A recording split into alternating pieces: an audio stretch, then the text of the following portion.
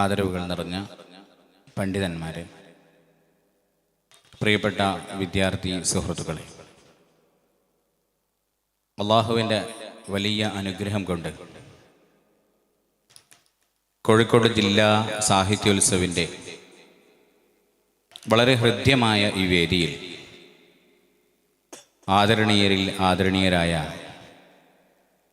അഭിമന്യഗുരു ഷെയ്ഖുന Kanthapuram AP ഉസ്താദിൻ്റെ വിശ്വാസപൂർവം എന്ന ആത്മകഥയെക്കുറിച്ച് കുറച്ചു സമയം നിങ്ങളുടെ മുന്നിൽ ഞങ്ങൾ ചില കാര്യങ്ങൾ സംസാരിക്കുകയാണ്. നമ്മുടെ കൂടെ ഉള്ളത് റിദ്വാൻ അദനി, ഉമേർ ബുഖാരി. ഇൻഷാ അല്ലാഹ് നമുക്ക് ചർച്ചയിലേക്ക് കടക്കാം. ഏതൊരു പുസ്തകത്തെക്കുറിച്ചും ചർച്ച ചെയ്യുമ്പോൾ വളരെ പ്രധാനപ്പെട്ട ഒരു കാര്യം ഈ പുസ്തകം എന്തുകൊണ്ട് പ്രസക്തമാകുന്നു എന്നതാണ്. പുസ്തകം പ്രസക്തമാകുന്നു എന്ന് പറയുമ്പോൾ ഓട്ടോബയോഗ്രഫി, ആത്മകഥയെക്കുറിച്ച് ഇസ്ലാമിൻ്റെ പാരമ്പര്യ നിലപാടുകൾ എന്താണ് എന്നതിൽ പലരും കുരുങ്ങിക്കിടക്കുന്ന ഒരു കാഴ്ച നമുക്ക് കാണാൻ പറ്റും. ശരിക്കും പറഞ്ഞാൽ ഇപ്പം ഞാൻ തന്നെ ആലോചിച്ചു പോവാണ്, വായിക്കുന്ന സമയത്ത് ഒരു യോഗിയുടെ ആത്മകഥ നമ്മുടെ കയ്യിൽ കിട്ടുന്ന ഒരു സമയത്ത് ഒരു സൂഫിയുടെ ആത്മകഥ കിട്ടാതിരിക്കുമ്പോൾ അനുഭവിക്കുന്ന ഒരു പ്രയാസം ഉണ്ടായിരുന്നു. അപ്പോൾ ഇങ്ങനെ നമ്മുടെ ഉസ്താദുമാരുടെയും ഗുരുക്കന്മാരുടെയും സൂഫികളുടെയും ഒക്കെ ആത്മകഥകളുണ്ടോ, അല്ലെങ്കിൽ ഈ ആത്മകഥകൾ എഴുതുന്നതിൻ്റെ സാങ്കത്യം എന്താണ് എന്ന് മനസ്സിലാക്കാൻ വേണ്ടി നമ്മുടെ മനസ്സ് ഒരുപാട് കാലം അന്വേഷിച്ചു നടന്നിരുന്ന ഒരു സമയമുണ്ടായിരുന്നു. അതിനുത്തരം കിട്ടുന്നത് ബഹുമാനപ്പെട്ട ഇമാം ഷഅറാനി റഹ്മത്തുള്ളാഹി അലൈഹിയുടെ ലതായിഫുൽ മിനൻ അല്ലെങ്കിൽ അൽ മിനനുൽ കുബറ എന്ന് പറയുന്ന ഗ്രന്ഥത്തിൻ്റെ ആമുഖം വായിച്ചപ്പോഴാണ്.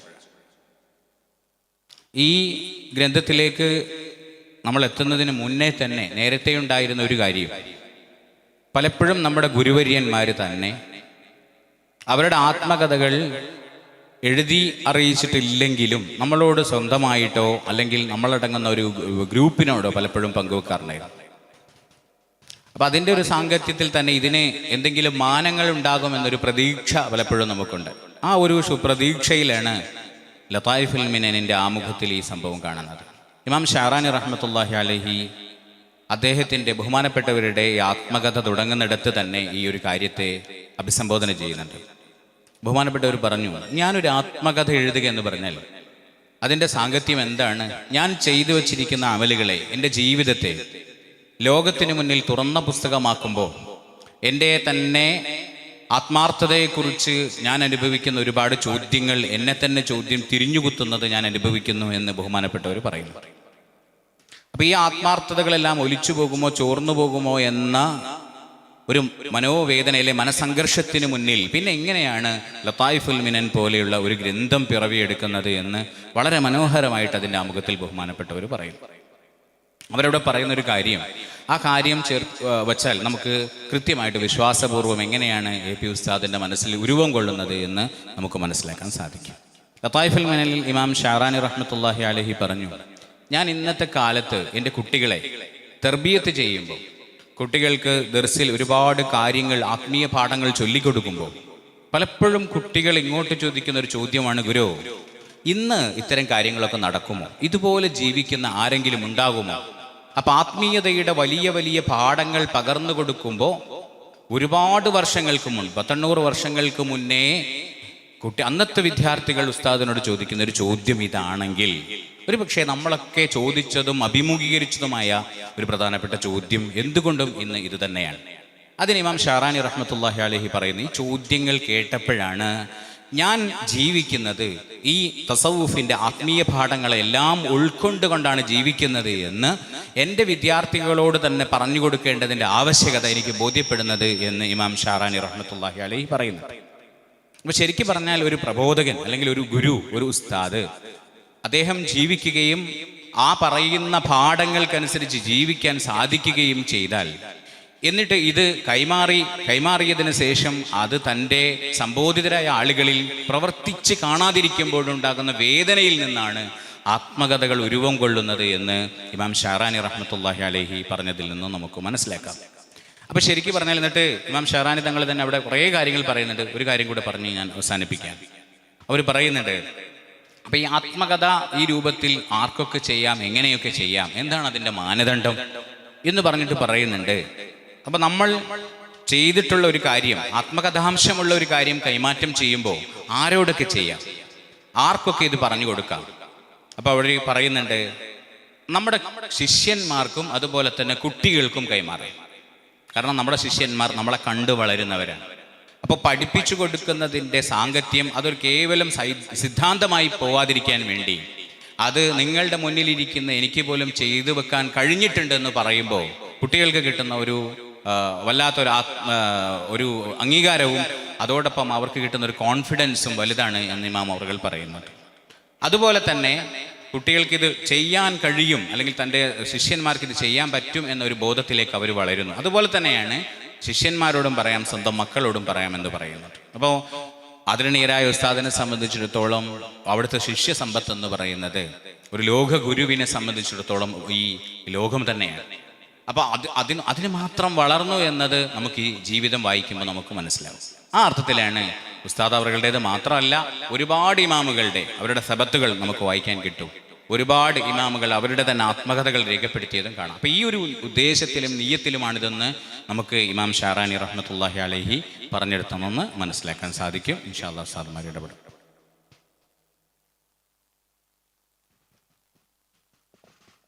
അസ്സലാമു അലൈക്കും. നേരത്തെ മുസ്തഫ ഉസ്താദ് പറഞ്ഞതുപോലെ വിവിധ ലക്ഷ്യങ്ങൾ ഒരു ആത്മകഥക്ക് പിന്നിലുണ്ട്. മുസ്ലിം പണ്ഡിതന്മാർ അത് നേരത്തെ തിരിച്ചറിഞ്ഞതുമാണ്. സീറത്തുൻ ദാത്തിയ, തർജുമത്തുൻ നഫ്സ്, സബത്ത് തുടങ്ങിയ പേരുകളിൽ ആത്മകഥകൾ ധാരാളം പണ്ഡിത ലോകത്ത് നിന്ന് വന്നിട്ടുണ്ട്. അതേക്കുറിച്ച് മാത്രം പ്രതിപാദിക്കുന്ന ഗ്രന്ഥങ്ങളും പണ്ഡിതന്മാർ എഴുതിയിട്ടുണ്ട്. നമ്മൾ സ്വയം മഹത്വമുള്ളവരാണ് എന്ന് വീമ്പ് പറയുന്നതിന് പകരം നമ്മുടെ ലളിതമായ ജീവിതം സമൂഹത്തിന് എങ്ങനെയൊക്കെയാണ് ഉപകാരപ്പെട്ടിട്ടുള്ളത്, അതിൽ നിന്ന് മറ്റുള്ളവർക്ക് എന്തൊക്കെയാണ് മാതൃക ഉണ്ടാവാനുള്ളത് എന്നൊക്കെ ഉള്ള കാര്യങ്ങൾ സമൂഹത്തോട് പറഞ്ഞു കൊടുക്കേണ്ടത് അനിവാര്യമാണ്. അല്ലാമ ശിഹാബുദ്ദീൻ അഹമ്മദ് കോയ ശാലിയാത്തി റഹ്മത്തുള്ളാഹി അലൈഹി അവിടുത്തെ രചനകൾ, മഖ്തൂത്താത്തുകളൊക്കെ പരിശോധിച്ച് നോക്കുമ്പോൾ മഹാനവറുകൾ സ്വന്തത്തെക്കുറിച്ച് ധാരാളം എഴുതിയതായി നമുക്ക് കാണാൻ സാധിക്കും.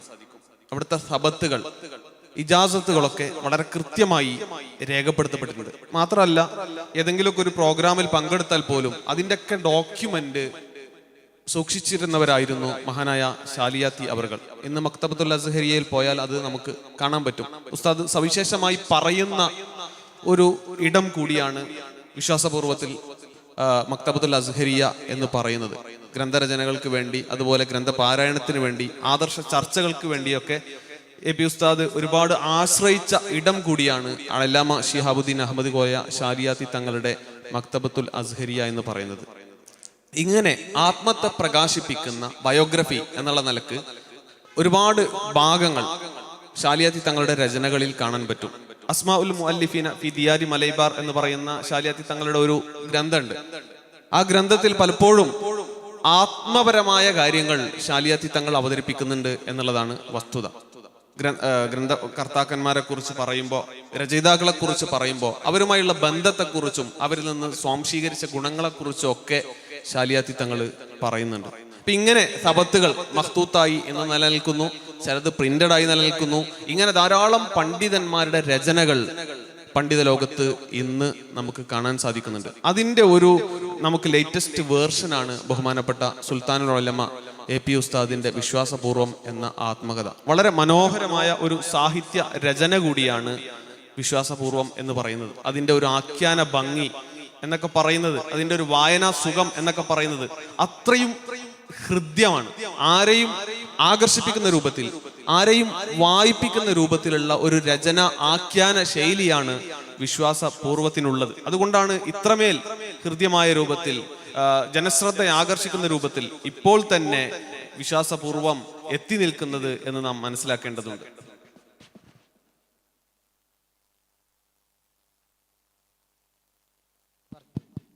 അസ്സലാമു അലൈക്കും വറഹ്മത്തുള്ളാഹി വബറകാതുഹു.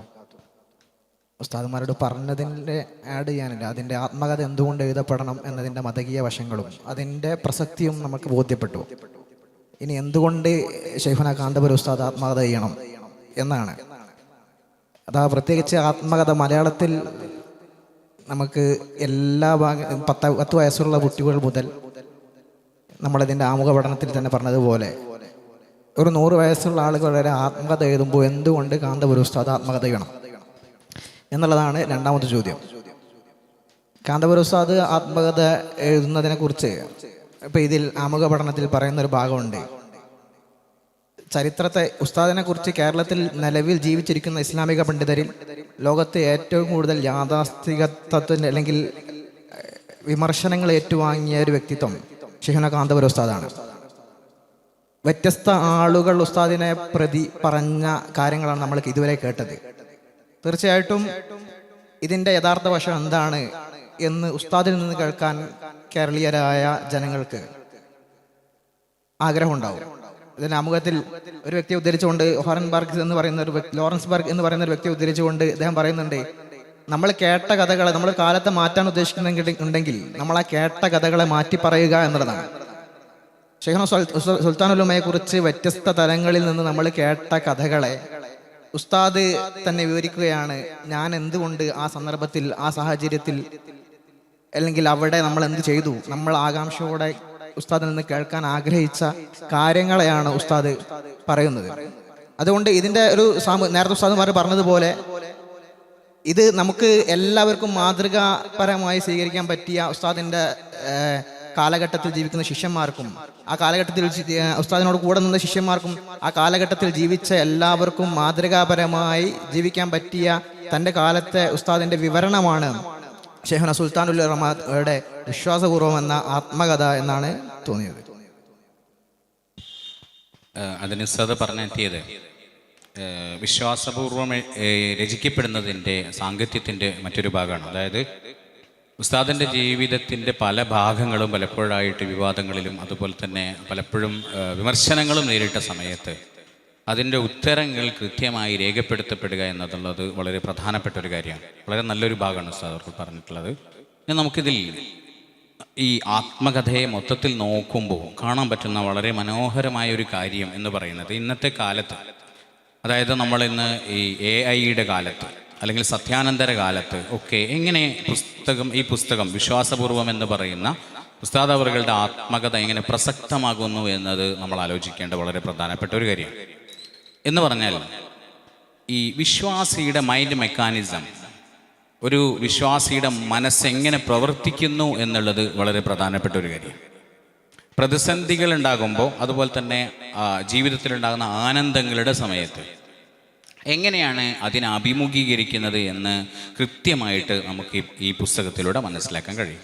പലപ്പോഴും ഇസ്ലാമിനെ പുറത്തുനിന്ന് വീക്ഷിക്കുന്ന, മുസ്ലിങ്ങളെ പുറത്തുനിന്ന് കാണുന്ന പലർക്കും അത്ഭുതപ്പെടുത്തുന്ന പല കാര്യങ്ങളും എന്ന് വിശ്വാസികളിൽ കണ്ടെത്താൻ കഴിയുന്ന ഒരു കാര്യം നബി സല്ലല്ലാഹു അലൈഹി വസല്ലം തങ്ങൾ എന്നെ പറഞ്ഞത് കാണാം, അജബൻ ലി അംരിൽ മോമിൻ, വിശ്വാസിയുടെ കാര്യം മഹാത്ഭുതമാണ്. ആ വിശ്വാസിയുടെ മൈൻഡ് മെക്കാനിസത്തെ കുറിച്ചാണ് പറയുന്നത്. അവർക്ക് പ്രയാസങ്ങൾ ഉണ്ടാകുമ്പോൾ അത് അള്ളാഹുവിലേക്ക് ഏൽപ്പിക്കുന്നു, സന്തോഷങ്ങൾ ഉണ്ടാകുമ്പോൾ അള്ളാഹുവോട് നന്ദി പറയുന്നു. ഈ തരത്തിൽ ഒരാൾ ജീവിക്കാൻ ഒരുങ്ങിയാൽ, അപ്പോൾ അത് സാധാരണഗതിയിൽ നമുക്കത് മനസ്സിലാക്കാമെങ്കിൽ വളരെ സംഭവബഹുലമായ ഒരു ജീവിതത്തിനുടമയായ ഉസ്താദ് അവറുകളെ സംബന്ധിച്ചിടത്തോളം മല പോലെ വന്നത് എങ്ങനെയാണ് മഞ്ഞുപോലെ പോകുന്നതെന്നും അതുപോലെ തന്നെ ജീവിതത്തിലുണ്ടാകുന്ന വളരെയധികം സന്തോഷദായകമായ രംഗങ്ങളെ എങ്ങനെയാണ് ഉസ്താദ് അഭിമുഖീകരിക്കുന്നത് എന്നും പറയുമ്പോൾ നമ്മുടെ ഈ പുതിയ കാലത്തെ കുട്ടികൾക്കും പുതിയ കാലത്ത് ജീവിക്കുന്ന നമുക്കും ഭാവിയിലേക്ക് വലിയൊരു പ്രതീക്ഷയുടെ ഏടാണ് ഈ പുസ്തകം തുറന്നിടുന്നത് എന്ന് നമുക്ക് മനസ്സിലാക്കാൻ സാധിക്കും.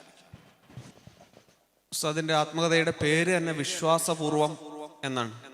ഏതൊരു പ്രതിസന്ധിയെയും വിശ്വാസം കൊണ്ട് അതിജീവിക്കാം, നിഷേധാർഢ്യം ഉണ്ടായാൽ അതിനെ തരണം ചെയ്യാം എന്ന് ഉസ്താദ് പറഞ്ഞു വെക്കുന്നുണ്ട്. ശരിക്കും ഉസ്താദിന്റെ ജീവിതത്തിന്റെ നേർസാക്ഷ്യമാണത്.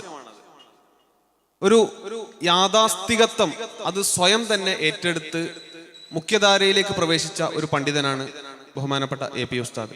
യൂലിയൻ ഹേബ്രമാസിന്റെ പബ്ലിക് സ്ഫിയർ എന്ന് പറയുന്ന ഒരു തിയറി ഉണ്ട്. ആ തിയറിയിൽ അത് സെക്കുലറിസം പൂർണ്ണമായി വരിക്കണം എന്നാൽ മാത്രമേ പബ്ലിക് സ്ഫിയറിലേക്ക് പ്രവേശനം ഉണ്ടാവുള്ളൂ എന്ന് പലപ്പോഴും പറയാറുണ്ട്. എന്നാൽ അതൊന്നും ഇല്ലാതെ തന്നെ പബ്ലിക് സ്ഫിയറിലേക്കുള്ള ഒരു പ്രവേശനം സാധ്യമാക്കിയ ഒരു പണ്ഡിത നേതൃത്വമാണ് ഷെയ്ഖുന AP ഉസ്താദ് എന്ന് പറയുന്നത്. ഇതേ പാരമ്പര്യ വേഷമണിഞ്ഞ് പാരമ്പര്യ നിലപാടുകളിൽ നിന്ന് യാതൊരു വ്യത്യാസവുമില്ലാതെ ഉസ്താദ് പൊതുസമൂഹത്തിലേക്ക് കയറി ചെല്ലുന്നുണ്ട്. ഉസ്താദിന്റെ ഒരു പാരമ്പര്യമൊക്കെ ആ ഒരു വിശ്വാസത്തിൽ അധിഷ്ഠിതമാണ് എന്നുള്ളതാണ്.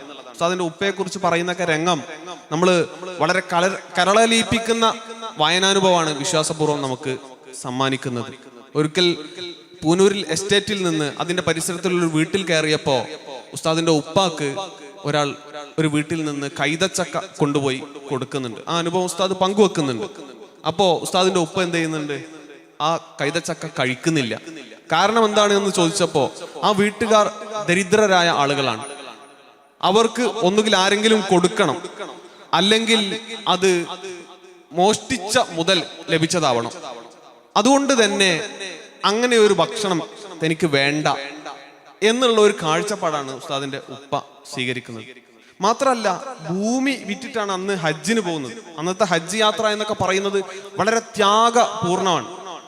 എന്നിട്ട് മക്കയിലെത്തി അവിടെ വലിയ ജാഗരണ പ്രവർത്തനങ്ങൾക്ക് ബഹുമാനപ്പെട്ട പുത്തൂപ്പാടം കുഞ്ഞമ്മട്ടി മുസ്ലിയാരോടൊപ്പം ഉസ്താദിന്റെ ഉപ്പ അതിന് സാക്ഷ്യം വഹിക്കുന്നുണ്ട്, അതിന് നേതൃത്വം നൽകുന്നുണ്ട്, അവിടെ മദ്രസ ഉണ്ടാക്കുന്നുണ്ട്. ആ മദ്രസയെ കുറിച്ചൊക്കെയുള്ള ഒരു ലിസ്റ്റ് ഇന്ന് നമുക്ക് അൽബയാനിൽ നിന്നും മറ്റൊക്കെ വായിച്ചെടുക്കാൻ സാധിക്കുമ്പോൾ മനസ്സിലാക്കുന്നത് അന്നത്തെ 1.5 ലക്ഷം രൂപയുടെ ബിൽഡിംഗ് ആണ് അന്ന് മദ്രസത്തുൽ മലൈബാരിയക്ക് വേണ്ടി ഉസ്താദിന്റെ ഉപ്പയുടെ കൂടെ യാത്ര പോയ കുഞ്ഞമ്മട്ടി മുസ്ലിയാർ നിർമ്മിച്ചത് എന്നാണ്. ഉസ്താദിന്റെ ഉപ്പ കൂടി ബംഗാളിയായ ഒരു നിർമ്മാണം ആണത്. നമ്മൾ 1963 ജാമിയ നൂരിയ ഉണ്ടാക്കുമ്പോൾ അന്നത്തെ സുന്നി വോയിസിലൊക്കെ ആ ജാമിയ നൂരിയയുടെ ബിൽഡിങ്ങിന്റെ സ്ട്രക്ചർ കൊടുത്തിട്ട് അതിന്റെ നിർമ്മാണ ചെലവ് 1.5 ലക്ഷം രൂപയാണ് എന്ന് എഴുതുന്നുണ്ട്. അങ്ങനെയെങ്കിൽ 1927 നിർമ്മിച്ച മക്കയിലുള്ള 1.5 ലക്ഷം രൂപയുടെ ബിൽഡിംഗ് എത്ര ആകർഷണീയമാവണം എന്ന് നാം ആലോചിക്കേണ്ടതുണ്ട്. അങ്ങനെ വിപ്ലവാത്മകമായ സാമൂഹികമായ ഒരുപാട് പരിവർത്തനങ്ങൾക്ക് വിധേയമായ ഒരു കുടുംബ പശ്ചാത്തലത്തിൽ നിന്ന് സമകാലിക വെല്ലുവിളികളെല്ലാം അഭിമുഖീകരിച്ചുകൊണ്ട് വിശ്വാസപൂർവം ഈ കാര്യങ്ങളൊക്കെ അഭിമുഖീകരിച്ച ഒരു മഹാ നേതൃത്വമാണ് ബഹുമാനപ്പെട്ട ഉസ്താദ് അവർകൾ. 1921 സൗദി അറേബ്യ എന്ന് പറയുന്നത്, അവിടെ മദ്രസത്തുൽ മലൈബാരിയ സ്ഥാപിക്കുമ്പോൾ നമ്മുടെ മനസ്സിൽ പക്ഷേ ആധുനിക കാലത്ത് അഥവാ പെട്രോ ഡോളറുകൾ വന്നിട്ട് പുരോഗതി പ്രാപിച്ചൊരു സൗദിയാണെന്ന് ഓർമ്മ വരിക. പക്ഷേ 1921 സൗദി അറേബ്യ എന്ന് പറഞ്ഞാൽ ഇന്ത്യയിൽ നിന്ന് പണക്കാരായ ഹാജിമാർ വന്നിട്ട് അവരിൽ നിന്ന് പിരിവെടുത്തിട്ട് കാര്യങ്ങൾ അവിടുത്തെ തന്നെ മതപരമായ കാര്യങ്ങൾ നടത്തുന്ന ഒരു സൗദി അറേബ്യയാണ് നമ്മൾ കാണുന്നതെന്ന് കൂടെ ഇതിൻ്റെ കൂടെ സാന്ദർഭികമായി ചേർത്ത് വെക്കേണ്ടതുണ്ടെന്ന് തോന്നുന്നു. അതെ, KE കുടുംബത്തിൻ്റെ ഒക്കെ ഫണ്ട് ഇപ്പോഴും സൗദിയിൽ ബാലൻസ് ഉണ്ടെന്ന് കേട്ടിട്ടുണ്ട്. ഉസ്താദിന്റെ ആത്മകഥയിൽ പറയുന്നുണ്ട്, മരക്കര ഹാജി പൂനൂര് അദ്ദേഹം അവിടെ ഹറമിൽ ചെന്നിട്ട് ഇതേപോലെയുള്ള ധാരാളം സംഭാവനകൾ നൽകുകയും അവിടെയുള്ള പാവപ്പെട്ടവർക്ക് ഭക്ഷണം നൽകുകയും പള്ളികൾ നിർമ്മിക്കുകയും ഇങ്ങനെയുള്ള പല കാര്യങ്ങളും ചെയ്തിട്ടുണ്ട്. ഇത് അന്നത്തെ ഒരു കോമൺ ട്രെൻഡാണ്. കാരണം സൗദി അന്ന് അത്രയും പതിതാവസ്ഥയിലാണ് ഉള്ളത്. അന്ന് അത് കൈപ്പിടിക്കാൻ മലബാരികളായ ഒരുപാട് ആളുകൾ നിന്നു എന്നുള്ളത് വളരെ പ്രാധാന്യം അർഹിക്കുന്ന ഒരു വിഷയം തന്നെയാണ്. ഉസ്താദിന്റെ യാഥാസ്ഥികത്വത്തെ കുറിച്ച് പറഞ്ഞു. ഞാൻ ഇന്നലെ മാദിൻ അക്കാഡമിയിലെ ഒരു വിദ്യാർത്ഥിക്ക് അൽ-അസ്ഹർ യൂണിവേഴ്സിറ്റിയിൽ നിന്ന് ഫസ്റ്റ് പ്രൈസ് കിട്ടിയുമായി ബന്ധപ്പെട്ട് റാങ്ക് കിട്ടിയുമായി ബന്ധപ്പെട്ട് വാർത്ത പത്രമാധ്യമങ്ങളിലൊക്കെ ശ്രദ്ധേയമായിട്ടുണ്ട്. ഈ സമയത്ത് അതിനടിയിൽ വന്ന പ്രധാനപ്പെട്ട മാധ്യമങ്ങളൊക്കെ റിപ്പോർട്ട് ചെയ്തപ്പോൾ അതിൽ അടിയിൽ വന്ന കമൻറ്റുകൾ അധികവും എന്തൊക്കെ കിട്ടിയിട്ട് എന്താണ്, ഇവർ 6-ാം നൂറ്റാണ്ടിലെ ആ ചിന്തയിൽ നിന്ന് മാറില്ലല്ലോ. ഇതിൻ്റെയാണ് അതിൻ്റെ അധിക ഭൂരിപക്ഷാഭിപ്രായത്തിൻ്റെ ഒരു ഏകീകരണ രൂപം ഇതാണെന്ന് പറയാം.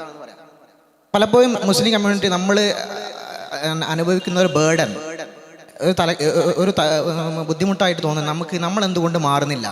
ഇത്തരം സിമ്പോസിയങ്ങളും സെമിനാറുകളും മുസ്ലിം കമ്മ്യൂണിറ്റിയിൽ എന്തൊക്കെ മാറ്റങ്ങൾ റിഫോംസ് കൊണ്ടുവരാൻ പറ്റും എന്നതിനെ കുറിച്ചൊക്കെ നമ്മൾ പലപ്പോഴും ചർച്ച ചെയ്യാറുണ്ട്. പക്ഷേ ഉസ്താദ് ചെയ്യുന്ന സാധനം എന്ന് വെച്ചാൽ ഉസ്താദ് ഇതിനെ അഭിമാനമായി കാണുന്നു എന്നുള്ളതാണ്. തൻ്റെ യാഥാസ്ഥികത്വത്തെ ഒരു ഹദീസിനെ ഉദ്ധരിച്ചുകൊണ്ട് തന്നെ ഈ പുസ്തകത്തിൽ അത് ചർച്ച ചെയ്യുന്നുണ്ട്. ഹൈറുൽ ഖുറൂനി കർണി സുമ്മല്ലദീന യലൂനഹും എന്ന് പറഞ്ഞാൽ ഹബീബായ നബി സല്ലല്ലാഹു അലൈഹി വസല്ലമ തങ്ങളുടെ കാലഘട്ടമാണ് ഏറ്റവും നല്ല കാലഘട്ടം. ആ കാലഘട്ടത്തിലേക്ക് രാഗി മിനുക്കിയിട്ടാണ് തൻ്റെ കാലം. നമ്മുടെ ഭാവി എന്താണ്, മുസ്ലിം കമ്മ്യൂണിറ്റിയുടെ ഭാവി എന്താണ് എന്ന് ചിന്തിക്കേണ്ടത് നമ്മളെ വരാനിരിക്കുന്ന ഭാവി, ഒരു SLC പഠിക്കുന്ന കുട്ടി തൻ്റെ SLCക്ക് മാർക്ക് ലഭിക്കുന്നത് വരെയുള്ള തൻ്റെ സമീപകാല ഭാവിയെ കാണുന്നുള്ളൂ, അല്ലെങ്കിൽ ഒരു ബിസിനസ്സുകാരൻ തൻ്റെ സമീപകാല ഭാവിയെക്കുറിച്ച് കാണുന്നുള്ളൂ. എന്നാൽ ഉസ്താദിൻ്റെ ഭാവി, മുസ്ലിം കമ്മ്യൂണിറ്റിയുടെ ഭാവി എന്താണ് എന്ന് ഈ പുസ്തകം കമ്മ്യൂണിറ്റി നമ്മളെ ഒരിക്കലും ആ ഭാവി, നമ്മുടെ ഭാവിയിലേക്ക് നോക്കിയല്ല ആ ഭാവിയെ നിശ്ചയിക്കുന്നത്.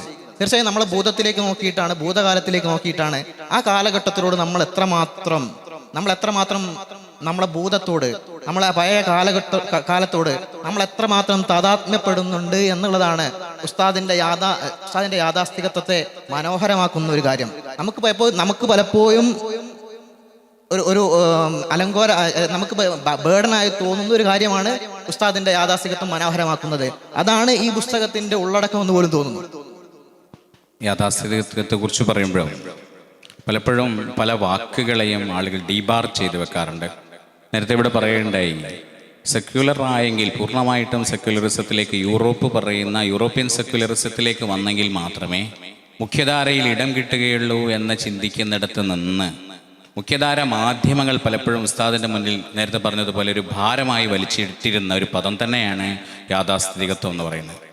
മീഡിയയുടെ മുന്നിൽ പലപ്പോഴും ഉസ്താദ് മനസ്സ് തുറക്കാനിരിക്കുമ്പോഴൊക്കെ ചോദിക്കുന്ന ഒരു ചോദ്യം, നിങ്ങളൊക്കെ ഇങ്ങനെ വിദ്യാഭ്യാസ പ്രവർത്തനങ്ങളും മറ്റുമൊക്കെ ചെയ്യുമ്പോഴും നിങ്ങളൊരു യാഥാസ്ഥിതികനല്ലേ എന്ന് ചോദിക്കും. പലപ്പോഴും ചോദിച്ചിട്ടുണ്ട്. ഉസ്താദിൻ്റെ ഇൻ്റർവ്യൂകളിലൊക്കെ പലപ്പോഴും അഭിമുഖീകരിച്ചൊരു ചോദ്യം തന്നെയാണ്. പക്ഷെ വളരെ മനോഹരമായിട്ട് ഉസ്താദ് തന്നെ മറികടക്കുന്നത് കാണാം. ഉസ്താദ് പറയും, ഈ യാഥാസ്ഥിതികത്വം എന്ന് പറയുന്ന വാക്കുകൊണ്ട് നിങ്ങൾ എന്താണ് ഉദ്ദേശിക്കുന്നത്, അത് ഡിഫൈൻ ചെയ്യണം, വിശദീകരിക്കപ്പെടണം. കാരണം ആരോ വലിച്ചിട്ട് എന്തൊക്കെയോ ചിന്തകൾക്ക് വേണ്ടി ഉപയോഗിക്കുന്ന ഒരു പദമായിട്ട് യാഥാസ്ഥിതികത്വം എന്നത് ഉപയോഗിക്കപ്പെടാൻ, അല്ലെങ്കിൽ അതുകൊണ്ട് ആരെയെങ്കിലും അരികുവൽക്കരിക്കാൻ വേണ്ടിയുള്ള ശ്രമം ഒരിക്കലും ഉണ്ടായിക്കൂടാ. പകരം എന്താണ് യാഥാസ്ഥിതികത്വം, നിങ്ങൾ യാഥാസ്ഥിതികത്വം കൊണ്ട് എന്താണ് ഉദ്ദേശിക്കുന്നത് തിരിച്ചങ്ങോട്ട് ചോദിക്കുന്നുണ്ട്.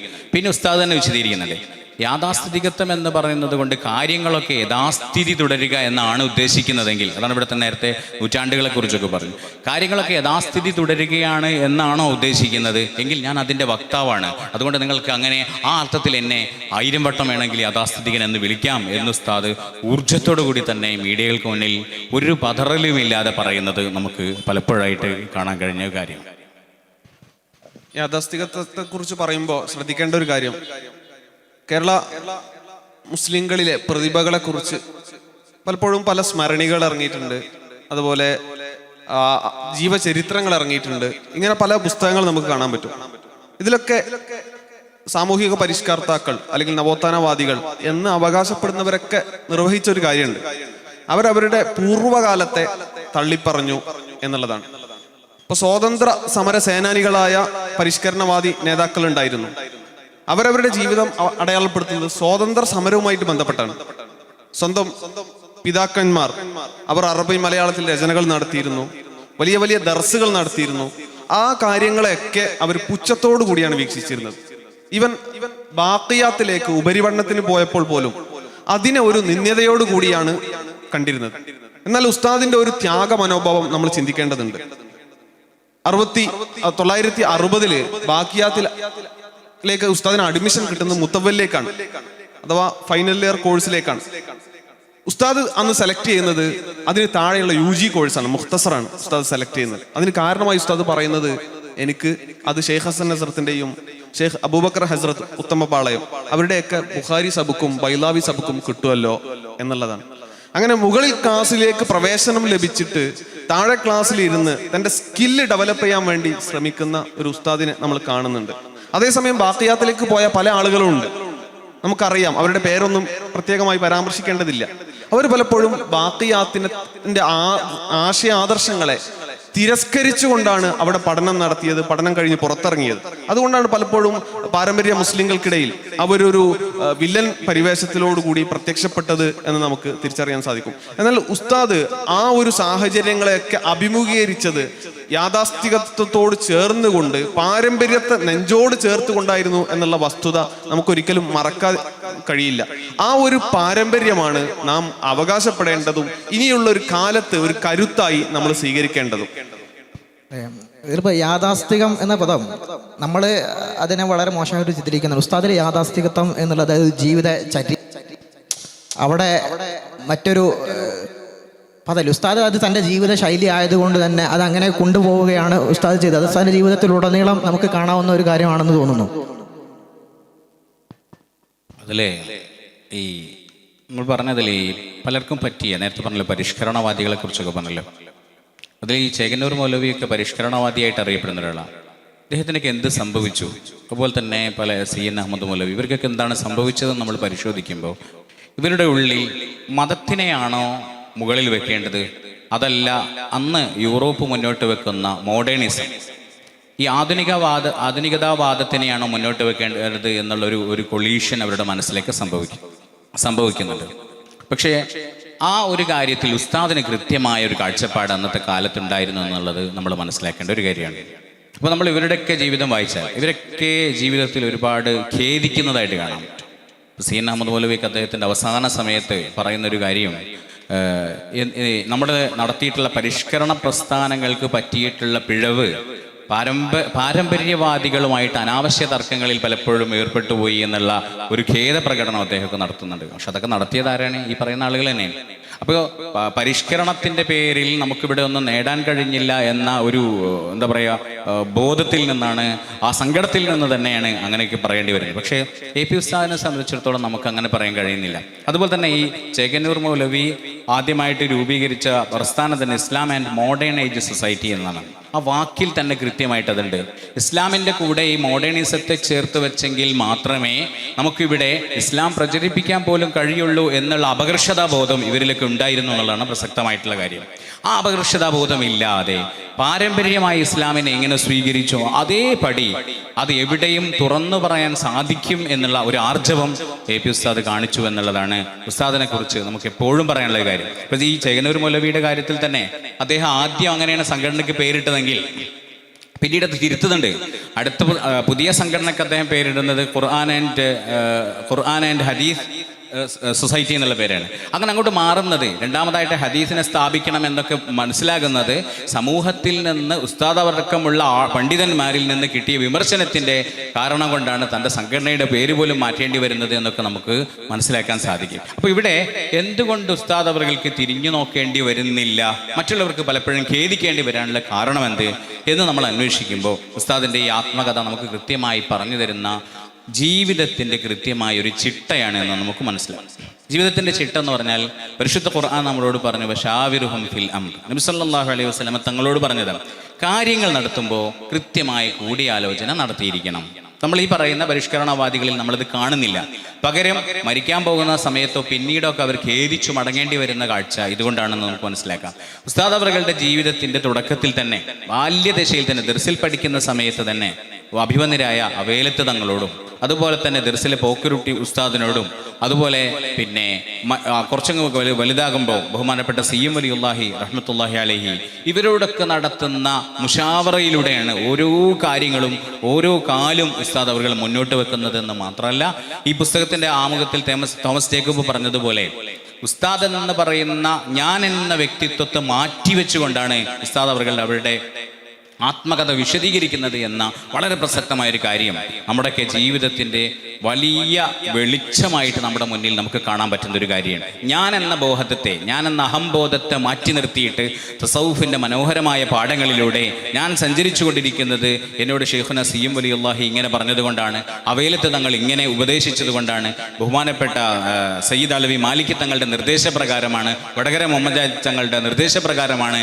ഞാൻ സഞ്ചരിക്കുന്നത് എന്ന ഞാൻ എന്ന ബോധത്തെ മാറ്റി നിർത്തുകയും തൻ്റെ ഗുരുക്കന്മാരാണ് തനിക്ക് വഴികാട്ടി എന്നുള്ള മഹത്തായ ബോധത്തിലൂടെ ഉസ്താദ് സഞ്ചരിച്ചത് കൊണ്ടാണ് വലിയ ചരിത്രങ്ങളും മറ്റുമൊക്കെ ഉസ്താദിനെ സ്ഥാപിക്കാൻ കഴിഞ്ഞത് എന്ന് നമുക്ക് മനസ്സിലാക്കാൻ സാധിക്കും. ഉസ്താദുമാരെ അവതരിപ്പിക്കുമ്പോൾ വിശ്വാസപൂർവം അത് കഴിഞ്ഞൊരു നൂറ്റാണ്ടിൻ്റെ മുസ്ലിം ചരിത്രം കൂടിയായി നമ്മുടെ മുന്നിൽ പ്രത്യക്ഷപ്പെടും. തൻ്റെ ഉസ്താദുമാരായ അബ്ദുൽ ഹമീദ് മുസ്ലിയാർ, പോക്കരുട്ടി ഉസ്താദ്, OK ഉസ്താദ്, ഷെയ്ഖ് ഹസൻ ഹസ്രത്ത്, അവരിലൂടെ പാരമ്പര്യത്തിലേക്ക് ചെന്നു ചേരുന്ന കണ്ണികളെ കുറിച്ച് ഉസ്താദ് വളരെ വ്യക്തമായിട്ട് അവതരിപ്പിക്കുന്നുണ്ട്. ഓരോ ഉസ്താദുമാരുടെയും മഹത്വങ്ങളിൽ നിന്ന് കേരളീയ മുസ്ലിംകളുടെ വലിയൊരു പശ്ചാത്തലമാണ് നമ്മളിൽ തെളിഞ്ഞു വരുന്നത്. ബഹുമാനപ്പെട്ട അബ്ദുൽ ഖാദിർ അൽ ഫൽഫലി നവറല്ലാഹു മർഖദ അവിടുത്തെ കാത്തിബായിരുന്നു, എഴുത്തുകാരനായിരുന്നു, സ്ക്രിപ്റ്റ് റൈറ്റർ ആയിരുന്നു ബഹുമാനപ്പെട്ട പോക്കരുട്ടി ഉസ്താദ്. നല്ല വടിവൊത്ത അക്ഷരത്തിലാണ് പോക്കർകുട്ടി ഉസ്താദ് എഴുതിയിരുന്നത്. ഫത്വകളും മറ്റു രചനകളൊക്കെ ആ പകർത്തെഴുത്തുകാരനായിരുന്നു.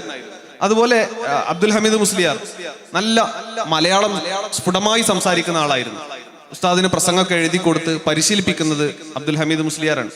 ഓക്കെ, ഉസ്താദിന്റെ ദർസിലൊക്കെ പഠിക്കുമ്പോൾ ഉസ്താദ് ദീർഘമായ പ്രസംഗങ്ങൾ, പ്രഭാഷണങ്ങൾ നടത്തുന്നുണ്ട്. 12 ദിവസം പ്രഭാഷണം ചാലിയത്ത് നടത്തിയപ്പോൾ അതിലൊരു നമ്മൾ മനസ്സിലാക്കേണ്ട ഒരു കാര്യം, ഉസ്താദിന് വലിയൊരു മദത് ലഭിച്ചു എന്നുള്ളതാണ്.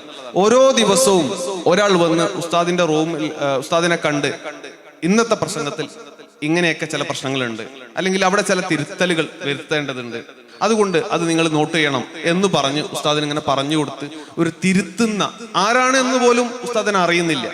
അതുപോലെ ഒരു സൈക്കിൾ യജ്ഞം നടത്തുന്നുണ്ട് ചാലിയത്ത് പള്ളിയുടെ തൊട്ടടുത്ത മൈതാനിയിൽ. 48 മണിക്കൂർ നിരന്തരമായ സൈക്കിൾ യജ്ഞമാണ്. അപ്പോൾ എങ്ങനെ നിസ്കരിക്കും, എങ്ങനെ മൂത്രമൊഴിച്ചാൽ ശുദ്ധിയാക്കും തുടങ്ങിയ ചർച്ചകളൊക്കെ വന്നപ്പോൾ ഉസ്താദ് അതിനെതിരെ കർശനമായി രംഗത്ത് വരികയും അതിലുവഴി ആ ഒരു യജ്ഞം, സൈക്കിൾ മത്സരം അത് പള്ളി മൈതാനിൽ നിന്ന് മാറ്റേണ്ട സാഹചര്യമൊക്കെ ഉണ്ടായിരുന്നുണ്ട്. അത് പോക്കർകുട്ടി ഉസ്താദിൽ നിന്നൊക്കെ ഉസ്താദ് പഠിക്കുന്ന ഒരു പാഠം കൂടിയാണത്. പോക്കർകുട്ടി ഉസ്താദ് ഏറ്റവും രൂക്ഷമായി പള്ളി മെഹ്റാബിൽ വെച്ച് പ്രസംഗിച്ചത് ജമാഅത്തെ ഇസ്ലാമിക്കെതിരെ ആയിരുന്നു എന്ന് ഉസ്താദ് അവർകൾ പറയുന്നുണ്ട്. ഇങ്ങനെ ഓരോ മേഖലയിലും ഉസ്താദ് തന്റെ ഗുരുവര്യന്മാരിൽ നിന്ന് കൃത്യമായി അനുധാവനം ചെയ്ത് സമൂഹത്തിന് പകർന്നു കൊടുത്തു എന്നുള്ളതാണ്. അതാണ് ഇന്ന് അനേകായിരം ശിഷ്യന്മാരിലൂടെ ഈ കേരളക്കരയിലും ആഗോളതലത്തിലും ഒക്കെ സുന്നത്ത് ജമാഅത്തിന്റെ ശബ്ദമായി പ്രചരിച്ചു കൊണ്ടിരിക്കുന്നത് എന്നത്. ഉസ്താദിന് ആത്മം എന്ന് പറയുന്ന ഒന്നില്ല, ഞാൻ എന്ന് പറയുന്ന ഒന്നില്ല എന്നു. അതാണ് നേരത്തെ പറഞ്ഞത്. ഉസ്താദ് ഞാൻ എന്ന സ്റ്റേറ്റ് മാറ്റി മറ്റുള്ളവരെ തൻ്റെ മുമ്പിൽ ആക്കി. ഉസ്താദ് എന്ത് ചെയ്യുകയാണെങ്കിലും നമുക്ക് ആ ഒരു ഇത് കാണാൻ പറ്റും. അജ്മീറിലേക്കുള്ള ഉസ്താദിൻ്റെ യാത്രയുമായി ബന്ധപ്പെട്ട് ഒരു സാധനം, അഥവാ ഉസ്താദിന് ടെർലിൻ ഡ്രസ്സ് ഒരാൾ സംഭാവന ചെയ്യുകയും ആ വസ്ത്രം ഉസ്താദ് അജ്മീർ ദർഗയിൽ പോകുമ്പോൾ ഇടാൻ വേണ്ടി കരുതുകയും ചെയ്യുന്ന ഒരു കഥ ഉസ്താദ് എപ്പോഴും പറയുന്നതാണ്. ഉസ്താദിൻ്റെ ഈ കഥ എപ്പോഴും വായിച്ച് നമുക്ക് ഇത് എവിടെ നിന്നാണ് ഉസ്താദിന് ഈ കഥ, ഉസ്താദ് തൻ്റെ വൈമധ്യ യാചകനായ ഒരാൾ ഉസ്താദിനോട് ഈ വസ്ത്രം ചോദിക്കുമ്പോൾ ഉസ്താദ് ആ വസ്ത്രം അയാൾക്ക് യാതൊരു സങ്കോചവും കൂടാതെ ഊരി കൊടുക്കുന്ന കഥ പറയുന്നുണ്ട് ഉസ്താദ്. ഈ കഥ ഉസ്താദിന്, ഈ സ്റ്റേറ്റ്മെന്റ് ഉസ്താദ് എവിടെ നിന്ന് കിട്ടി, ഉസ്താദ് ഈ പാരമ്പര്യം ഉസ്താദ് എവിടെ നിന്ന് കിട്ടി എന്നുള്ളത് തുടക്ക ഭാഗത്ത് തന്നെ ആത്മകഥയിൽ പറയുന്നുണ്ട്. പോക്കറുട്ടി ഉസ്താദ് ഒരു ദിവസം സെബക്കിലേക്ക് മുത്തല്ലിമീങ്ങളെല്ലാം പള്ളിയുടെ മുകളിൽ നിൽക്കുന്ന സമയത്ത് ഓടിക്കതച്ച് മുകളിലേക്ക് വന്ന് എനിക്ക് പാകമായ ഡ്രസ്സ് ആരുടെങ്കിലും അടുത്ത് ഉണ്ടോ എന്ന് ചോദിക്കുകയും ആ ഡ്രസ്സ്, മുതിർന്ന കുട്ടിയുടെ ഡ്രസ്സ് വാങ്ങിയിട്ട് താൻ ധരിച്ച വസ്ത്രം ഊരി, എന്നിട്ട് ആ വസ്ത്രം ഇട്ട് ഉസ്താദ് ഇറുകിയ വസ്ത്രം ഇട്ട് താഴെ പോയി തൻ്റെ വസ്ത്രം മറ്റൊരാൾക്ക് കൊടുക്കുന്ന കഥ പറയുന്നുണ്ട്. ഉസ്താദിന് ഈ പാരമ്പര്യം കിട്ടിയത് നമുക്കറിയാം. നേരത്തെ പറഞ്ഞതുപോലെ ഉസ്താദ് തൻ്റെ പിതാവ് തന്നെ മദ്രസ മലബാരിയെ പറ്റി പറഞ്ഞു. ഇതെല്ലാം ഉസ്താദ് പാരമ്പര്യമായി കൊണ്ടുവന്ന തൻ്റെതായ ഒന്നുമല്ല ഉസ്താദ് ചെയ്തത്. ഉസ്താദ് എല്ലാം ചെയ്ത് നമുക്കറിയാം. ഉസ്താദ് പല സന്ദർഭങ്ങളിൽ പറയുന്ന ഒരു കാര്യം കൂടിയുണ്ട്. ഞാൻ പറയും, ഉസ്താദ് ഇത്രയും വലിയ സ്റ്റാറ്റസിൽ നിൽക്കുന്ന സമയത്ത്, എത്രയും വലിയ സ്റ്റാറ്റസ് എന്ന് പറഞ്ഞാൽ തൻ്റെ ഭൂതകാലത്തിൽ എത്ര മോശമായ കാര്യങ്ങൾ ഉണ്ടെങ്കിൽ പോലും അതെല്ലാം ഉസ്താദിന് മറച്ചു വെക്കാൻ പറ്റുമായിരുന്ന സാഹചര്യത്തിൽ പോലും ഉസ്താദ് വ്യക്തമായിട്ട് തന്നെ ഈ പുസ്തകത്തിൽ പല സമയത്തും പറയുന്ന കാര്യമുണ്ട്. തൻ്റെ മക്കളുടെ കല്യാണ അന്വേഷണ സമയത്ത് ആളുകൾ വരുമ്പോൾ സമയത്ത് ഉസ്താദ് പറയും, പ്രത്യേകിച്ച് ഇ.കെ. മുസ്ലിയാരുടെ എല്ലാം മകളുടെ കല്യാണ സമയത്ത് പറയുന്നുണ്ട്, തീരെ സാമ്പത്തികമായിട്ട് ഇല്ലാത്ത ഫാമിലിയിലേക്കാണ് കെട്ടിക്കുന്നത്, ഉസ്താദ് ഒന്നുകൂടെ ആലോചിച്ചുകൂടെ ചോദിക്കുമ്പോൾ ഉസ്താദ് പറയുന്നുണ്ട്, എന്നെക്കുറിച്ച് നിങ്ങൾ ആലോചിക്കണം, എനിക്ക് വന്ന ആദ്യ കല്യാണം ഈ സാമ്പത്തിക അവസ്ഥ പറഞ്ഞ് മുടങ്ങിയതാണ്, അതുകൊണ്ട് ആ ഒരു സ്റ്റാറ്റസിൽ നിന്നുകൊണ്ട് മാത്രമേ എന്നെക്കുറിച്ച് വിലയിരുത്താവൂ. നമുക്കറിയാം, ഈ ഒരു കഥ ഉസ്താദ് അവിടെ പറയേണ്ട ആവശ്യമില്ല, ഇത് ആർക്കും അറിയുകയുമില്ല. ഉസ്താദ് പറയേണ്ട എൻ്റെ സാമ്പത്തിക അവസ്ഥ എന്തായിരുന്നു, എൻ്റെ ദാരിദ്ര്യം, ഉസ്താദിൻ്റെ സാമ്പത്തിക അവസ്ഥയൊക്കെ നമുക്ക് ആലോചിക്കാവുന്നതാണ്. ഇത്തരത്തിലുള്ള ഒരുപാട് സംഭവങ്ങൾ ഉസ്താദിന് മറച്ചു വെക്കാമായിരുന്നു. തൻ്റെ മക്കളെ പഠിപ്പിച്ച രീതി, തൻ്റെ മക്കളെ എല്ലാം ശിക്ഷണപ്പെടുത്തിയ രീതി, എങ്ങനെയാണ് തൻ്റെ മക്കളോട് ഉസ്താദ് അവരെ പരിപാലനം ചെയ്തത്, ഇതെല്ലാം ഉസ്താദ് പറയുന്നത് മനസ്സിലാകുന്നത് ഉസ്താദ് എന്ന സാധാരണക്കാരനും ഈ മോഡേൺ കാലഘട്ടത്തിലും നമ്മൾ എത്രമാത്രം യാഥാസ്ഥികൻ എന്ന് പറഞ്ഞാൽ പോലും നമുക്ക് ജീവിക്കേണ്ട ജീവിതം ജീവിക്കാൻ സാധിക്കുമെന്നാണ് ഉസ്താദ് നമ്മുടെ മുമ്പിൽ വരച്ചു വെക്കുന്നത്. ഉസ്താദ് ഒരു പാരമ്പര്യവാദിയായിരുന്നെങ്കിൽ കൂടി ഏറ്റവും ലേറ്റസ്റ്റായ സൗകര്യങ്ങൾ ഉപയോഗപ്പെടുത്താം എന്നുള്ള ഒരു കാഴ്ചപ്പാട് കൂടി മുന്നിൽ വെക്കുന്നുണ്ട്. പ്രയാസകരമായ ഒരു ഘട്ടത്തിലാണ് ഉസ്താദ് ദർസ് ആരംഭിക്കുന്നത്. ആ വർഷം തന്നെയാണ് ഉസ്താദിന്റെ കല്യാണവും നടക്കുന്നത്. ആ കല്യാണ കത്ത് നമുക്ക് ആത്മകഥയിൽ കാണാം. ആ കത്തിന്റെ ഒരു സ്വഭാവം എന്ന് പറയുന്നത്, ആ കത്തിന് ഗോൾഡൻ കളർ മാർജിനാണ് എന്നുള്ളതാണ്. കാരണം ഒരു ദരിദ്രമായ പശ്ചാത്തലത്തിൽ ജീവിച്ച ഉസ്താദ് അത്രയും കോസ്റ്റ്ലി ആയ, അല്ലെങ്കിൽ അന്ന് ആഭിജാത്യത്തിന്റെ പ്രതീകമായി കാണുന്ന ഒരു ഇൻവിറ്റേഷൻ ലെറ്റർ കല്യാണത്തിന് വേണ്ടി ഉപയോഗിക്കുന്നു എന്ന് പറയുന്നത് ഉസ്താദിന്റെ ഒരു ഇസ്സത്ത്. പലരും ചോദിക്കുന്നുണ്ട് അന്ന് ഇങ്ങനെ ഒരു കത്തൊക്കെ അടിക്കുന്നത് ദൂർത്താവില്ല എന്നൊക്കെ ചോദിക്കുമ്പോൾ ഉസ്താദിന്റെ ഇസ്സത്ത് കൂടി ഇതിൽ പ്രവർത്തിക്കുന്നതായിട്ട് നമുക്ക് കാണാൻ പറ്റും. അങ്ങനെ ഒരു ഇസ്സത്ത് ഉസ്താദ് ഓരോ ഘട്ടത്തിലും പ്രകടിപ്പിക്കുന്നുണ്ട് എന്നുള്ളത് കൂടിയാണ്. കൃത്യമായി പറഞ്ഞാൽ ഈ ഇസ്സത്തിന്റെയും അതുപോലെ തന്നെ ദൂർത്തിന്റെയും ഇടയിലുള്ള രേഖ APJ അബ്ദുൽ കലാം അദ്ദേഹത്തിന്റെ പുസ്തകത്തിൽ പറയുന്നുണ്ട്, അഹങ്കാരത്തിന്റെയും അഭിമാനത്തിന്റെയും ഇടയിലുള്ള രേഖ വളരെ നേർത്തതാണെന്ന് പറയുന്നുണ്ട്. എന്ന് പറഞ്ഞതുപോലെ ഇസ്സത്തും അതുപോലെ തന്നെ ദൂർത്തും എവിടെ വേർതിരിയുന്നു എന്നത് ഉസ്താദിന്റെ ജീവിതത്തിൽ നിന്ന് നമ്മൾ പഠിക്കേണ്ട ഒരു പാഠമാണ്. നേരത്തെ ഇവിടെ കല്യാണത്തെക്കുറിച്ച് പറയേണ്ട ഈ പുസ്തകത്തിൽ തന്നെ നമുക്ക് വിശ്വാസപൂർവം എന്ന പുസ്തകം കയ്യിലെടുക്കുമ്പോൾ ലോകത്ത് പ്രശസ്തമായ ഏത് പുസ്തകങ്ങളെ കുറിച്ച് ചർച്ച ചെയ്യുമ്പോഴും അതിൽ പ്രധാനപ്പെട്ട ഒരു ചോദ്യം എന്ന് പറയുന്നത് ഇതിലെ ഏറ്റവും പ്രധാനപ്പെട്ട അധ്യായം ഏതാണ് എന്നുള്ളതാണ്. ഏത് പുസ്തകത്തെക്കുറിച്ചും അങ്ങനെ ഒരു ചോദ്യമുണ്ട്. ഇപ്പോൾ പ്രധാനമായിട്ട് നമുക്ക് കാണാം, കഴിഞ്ഞ കാലഘട്ടത്തിൽ എഴുതപ്പെട്ടിട്ടുള്ള ഇമാമുകളുടെ തന്നെ പല കിതാബുകളെ കുറിച്ചും ചർച്ച ചെയ്യുന്നിടത്ത് അതിലെ ഏത് ഇപ്പോൾ ഇഹ്യാ ഉലൂമുദ്ദീനിലെ ഇഹ്യാ ഉലൂമുദ്ദീൻ മുഴുവൻ വായിച്ച ആളുകൾ ചർച്ച ചെയ്യുന്ന ഒരു പ്രധാനപ്പെട്ട വിഷയമാണ് ഏറ്റവും പ്രധാനപ്പെട്ട ബാബ് ഏതാണ് അതിലെ എന്ന് പറഞ്ഞതുപോലെ വിശ്വാസപൂർവം എന്ന് പറയുന്ന ഉസ്താദ് അവറുകളുടെ പുസ്തകത്തിന്റെ 40 വയസ്സോളം ഉസ്താദിന്റെ ജീവിതം തുറന്നു വെക്കുമ്പോൾ ഏറ്റവും പ്രധാനപ്പെട്ട അധ്യായം ഇതിൽ ഏതാണ്? ഇപ്പൊ നമ്മുടെ സഹ പാനലിസ്റ്റുകൾ ഏകദേശം ചർച്ച ചെയ്ത് അങ്ങോട്ട് എത്തിയതുകൊണ്ട് ഞാൻ അങ്ങനെ ഒരു ചോദ്യം സദസ്സിനോടും ഇവിടെ കൂടിയവരോടും ചോദിക്കുകയാണ്. നമുക്ക് വായിച്ചാൽ മനസ്സിലാകും. ഇതിന്റെ 251 പേജിൽ ഇതിലെ 16 അധ്യായം സൈനബക്കുള്ള സമ്മാനങ്ങൾ എന്നതാണ് എന്നെ ഏറ്റവും കൂടുതൽ ആകർഷിച്ചിട്ടുള്ള ഒരു സംഭവം. ഉസ്താദ് അവർ ഉസ്താദിന്റെ ഭാര്യയെ കുറിച്ച് പറയുന്ന ഭാഗം അതാണ് ഈ പുസ്തകത്തിൽ തന്നെ ഏറ്റവും പ്രധാനപ്പെട്ട അല്ലെങ്കിൽ ഏറ്റവും മനോഹരമായ ഒരു അധ്യായമായിട്ട് ഈ വിനീതന് തോന്നിയിട്ടുള്ളത്. എന്തുകൊണ്ടെന്ന് വെച്ചാൽ ജീവിതത്തിൽ സാധാരണഗതിയിൽ തിരക്കുള്ള ആളുകൾ അതുപോലെ തന്നെ നേതാക്കന്മാർ ഇവരൊക്കെ മറന്നു പോകുന്ന ഏറ്റവും പ്രധാനപ്പെട്ട ഒരു കാര്യം കുടുംബജീവിതം എന്നുള്ളതാണ്. കുടുംബജീവിതത്തിൽ പല നേതാക്കന്മാരും പരാജയമാണ്. അപ്പോൾ നമ്മൾ പലരുടെ ജീവചരിത്രങ്ങൾ വായിച്ചാൽ, ആൽബർട്ട് ഐൻസ്റ്റീൻ്റെ ജീവചരിത്രം വായിച്ചാൽ, അതുപോലെ തന്നെ ലോകത്തുള്ള പല ആളുകളുടെ ജീവചരിത്രവും എടുത്ത് വായിച്ചു നോക്കിയാൽ നമുക്ക് കാണാൻ പറ്റും ഒരു കുടുംബജീവിതത്തിൽ പരാജയമാണ്. ഇവിടെ ആദരണീയരായ ഉസ്താദിനെ സംബന്ധിച്ചിടത്തോളം നേരത്തെ ഇവിടെ പറയണ്ടായി കുട്ടികളെ എങ്ങനെ സംരക്ഷിക്കണം എന്നതിനെക്കുറിച്ച്, അതുപോലെ തന്നെ വീട്ടിൽ നിന്ന് ഇടയ്ക്കിടെ വിട്ടു നിൽക്കുമ്പോഴുണ്ടാകുന്ന ഗൃഹാതുരത്വത്തെക്കുറിച്ച്, അതുപോലെ തന്നെ ആ സമയത്ത് തൻ്റെ കുടുംബിനിക്ക് വീട്ടിൽ അനുഭവിക്കേണ്ടി വരുന്ന മാനസിക പ്രയാസങ്ങളെക്കുറിച്ച്, ഇതെല്ലാം എങ്ങനെ ഉസ്താദ് അവർ കൈകാര്യം ചെയ്യുന്നു എന്നുള്ളത് വളരെ പ്രധാനപ്പെട്ട ഒരു കാര്യമാണ്. അപ്പോൾ അത് കൈകാര്യം ചെയ്യുന്നിടത്ത് ഇപ്പം ഞാൻ ഓർത്തു പോകുന്നത് നിത്യചൈതന്യതി നബി സല്ലല്ലാഹു അലൈഹി വസല്ലമ തങ്ങളെ കുറിച്ച് പറയുന്ന ഒരു വരിയുണ്ട്. അദ്ദേഹം പറയണേ, നബി തങ്ങളെ കുറിച്ച് പറയുന്ന ദീർഘമായൊരു ലേഖനമാണ്. അതിൽ നിത്യചൈതന്യതി പറയുന്നുണ്ട്, ഈ യോഗ്യവര്യന്മാരുടെയൊക്കെ കുടുംബജീവിതവും അതുപോലെ തന്നെ സന്യാസികളുടെയൊക്കെ കുടുംബജീവിതവും നബി സല്ലല്ലാഹു അലൈഹി വസല്ലമ തങ്ങളുടെ കുടുംബജീവിതവും ഒക്കെ ചേർത്ത് വെച്ച് ഇങ്ങനെ പറഞ്ഞിട്ട് പറയണേ.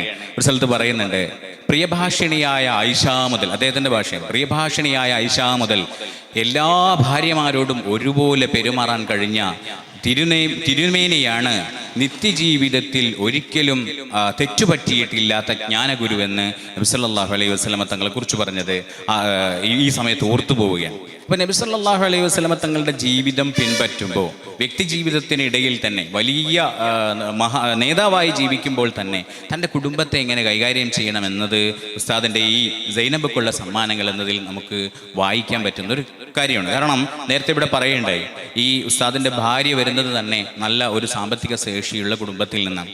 അങ്ങനെ വരുന്ന ഒരു സ്ത്രീയെ എങ്ങനെ അഭിമുഖീകരിക്കണം, അവരെങ്ങനെയാണ് അവർക്കൊരു അല്ലലും അലട്ടലും ഇല്ലാതെ മുന്നോട്ട് കൊണ്ടുപോവുകയും അതോടൊപ്പം തന്നെ ഇത്രയും വലിയൊരു ജീവിതത്തിന്റെ ഭാഗമാക്കാൻ അവരെ എങ്ങനെ സാധിക്കും എന്നതിനെ കുറിച്ചൊക്കെയുള്ള ഉസ്താദിന്റെ ചിന്തകളും, അതിനെ തുടർന്ന് സ്വന്തം മക്കളെ കെട്ടിച്ചയക്കുന്ന സമയത്ത് ഉസ്താദ് ഇതുപോലെ ഇതേ ചോദ്യങ്ങൾ അനുഭവിക്കുമ്പോൾ ഉസ്താദ് കൊടുക്കുന്ന മറുപടി നേരത്തെ ഇവിടെ പറയണ്ടായി. ഷെയ്ഖുന ഇ കെ ഹസൻ മുസ്ലിയാരുടെ മകന് സ്വന്തം മകളെ കെട്ടിച്ചു കൊടുക്കുന്ന സമയത്ത് ആളുകൾ ചോദിക്കുന്നുണ്ട്. കാരണം ഇ കെ ഹസൻ മുസ്ലിയാർ നമുക്കറിയാം, ജീവിതകാലത്ത് ദുനിയാവൊന്നും സമ്പാദിക്കാതെ അവസാന കാലത്ത് മരിച്ചു പോകുന്ന, വളരെ സാമ്പത്തികമായിട്ട് ഒന്നിനെ കുറിച്ചും ആലോചിക്കാതെ സുന്നത്ത് ജമാഅത്തിനെ കുറിച്ച് മാത്രം ആലോചിച്ച മഹാപണ്ഡിതനാണ്. അങ്ങനത്തെ ഒരാളുടെ കയ്യിൽ അദ്ദേഹത്തിന്റെ ബാലൻസ് എന്തുണ്ടാകും? ദുന്യവിയായ ഭൗതികമായൊരു ബാലൻസ് ഇല്ലാത്തിടത്തേക്ക് വിവാഹം ഉറപ്പിക്കുമ്പോൾ ഉസ്താദ് ജീവിതത്തിൽ പഠിച്ച പാഠം, തൻ്റെ ജീവിതം കൊണ്ട് തന്നെ പഠിച്ച പാഠത്തിലേക്ക് തിരിച്ചു പോവുകയും ആളുകൾ ഞാൻ വിവാഹം ചെയ്യുമ്പോൾ എൻ്റെ വിവാഹങ്ങൾ പലപ്പോഴും മുടക്കിയിരുന്നത് സാമ്പത്തിക ശേഷിയില്ലാത്ത ആളാണെന്ന് പറഞ്ഞിട്ടാണല്ലോ എന്ന് പറയുന്ന അതേ ചോദ്യം ഈ ആളുകളോട്, സതുപദേശകരായി വന്നിരിക്കുന്ന ആളുകളോട് തിരിച്ചു ഉസ്താദ് അവർ പറയുകയും ചെയ്യുന്ന കാഴ്ച നമുക്ക് കാണാൻ കഴിയും. അതുകൊണ്ട് തന്നെ ജീവിതത്തിൽ മക്കളാവട്ടെ, ഭാര്യയാവട്ടെ, സഹപ്രവർത്തകരാവട്ടെ, അതുപോലെ തന്നെ തൻ്റെ മുന്നിലേക്ക് വരുന്ന ഏതൊരു വ്യക്തിയുടെയും മുന്നിൽ ഉസ്താദ് അവർ വിജയിച്ച് ജീവിക്കുന്നത് നമുക്ക് ഈ പുസ്തകത്തിലൂടെ കാണാൻ കഴിയും. ഇ.കെ. ഉസ്താദിന്റെ ഒരു ദാരിദ്ര്യാവസ്ഥ സാന്ദർഭികമായിട്ട് പറയാണ്. ഉസ്താദ് ഈ പുസ്തകത്തിൽ പറയുന്നുണ്ട്, പാലക്കാട് ജന്നത്തുൽ ഉലൂമിൽ നിന്ന് ഉസ്താദ് മട്ടയരി, ഇ.കെ. ഹസൻ മുസ്ലിയാർ ഒരു മട്ടയരി വലിയ ചാക്കലാക്കിയിട്ട് കൊണ്ടുവരാത്രേ. എന്നിട്ട് അത് പകുതി രാമനാട്ടുകര വെക്കും. എന്നിട്ട് ആ പകുതി വീട്ടിലേക്ക് കൊണ്ടുപോകും.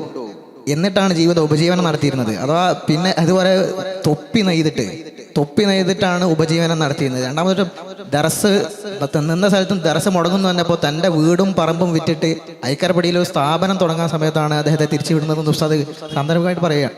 അതെ, ഈ ഉസ്താദ് അവരുടെ ഇ.കെ. ഹസൻ മുസ്ലിയാരെ കുറിച്ച് പറയുമ്പോൾ ഉസ്താദ് വല്ലാതെ വികാരപ്പെടുന്നുണ്ട്. നമ്മൾ വായിക്കേണ്ട ഒരു ഭാഗമാണ്. സ്വന്തം കൈകൊണ്ട് വല നെയ്തിട്ട് രാമനാട്ടുകാരെ കൊണ്ടുപോയിട്ട് വിൽക്കുന്നുണ്ട്. പാലക്കാട് നിന്ന് വല നെയ്ത്, കാരണം ചാലിയത്തുകാർ വല വാങ്ങാൻ വേണ്ടി വരുന്നത് രാമനാട്ടുകരയിലാണ്.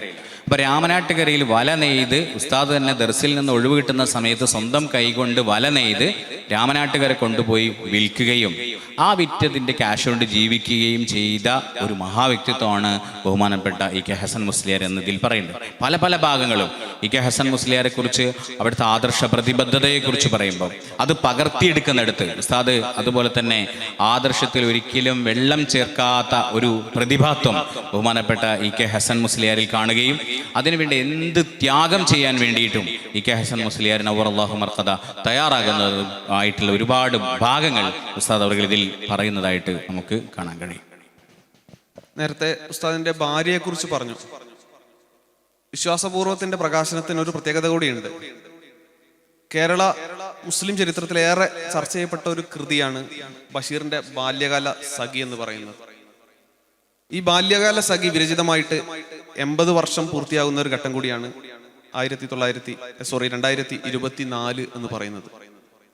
ബാല്യകാല സഖിയില് കുഞ്ഞിപ്പാത്തുമ്മ ഉമ്മയോട് ഇംഗ്ലീഷ് എഴുത്ത് പഠിക്കട്ടെ എന്ന് പറയുമ്പോൾ നീ കാഫിറാക്കുന്ന എഴുത്ത് പഠിക്കാനാണോ പോകുന്നത് എന്ന് ചോദിച്ച് മുസ്ലിം സ്ത്രീയെ അപരവൽക്കരിച്ച് വികലമായി ചിത്രീകരിക്കുന്ന ഒരു രംഗമുണ്ട്. കുഞ്ഞിപ്പാത്തുമ്മയുടെ കരളിലെ വേദന എന്നാണ് അത് പറയുന്നത്.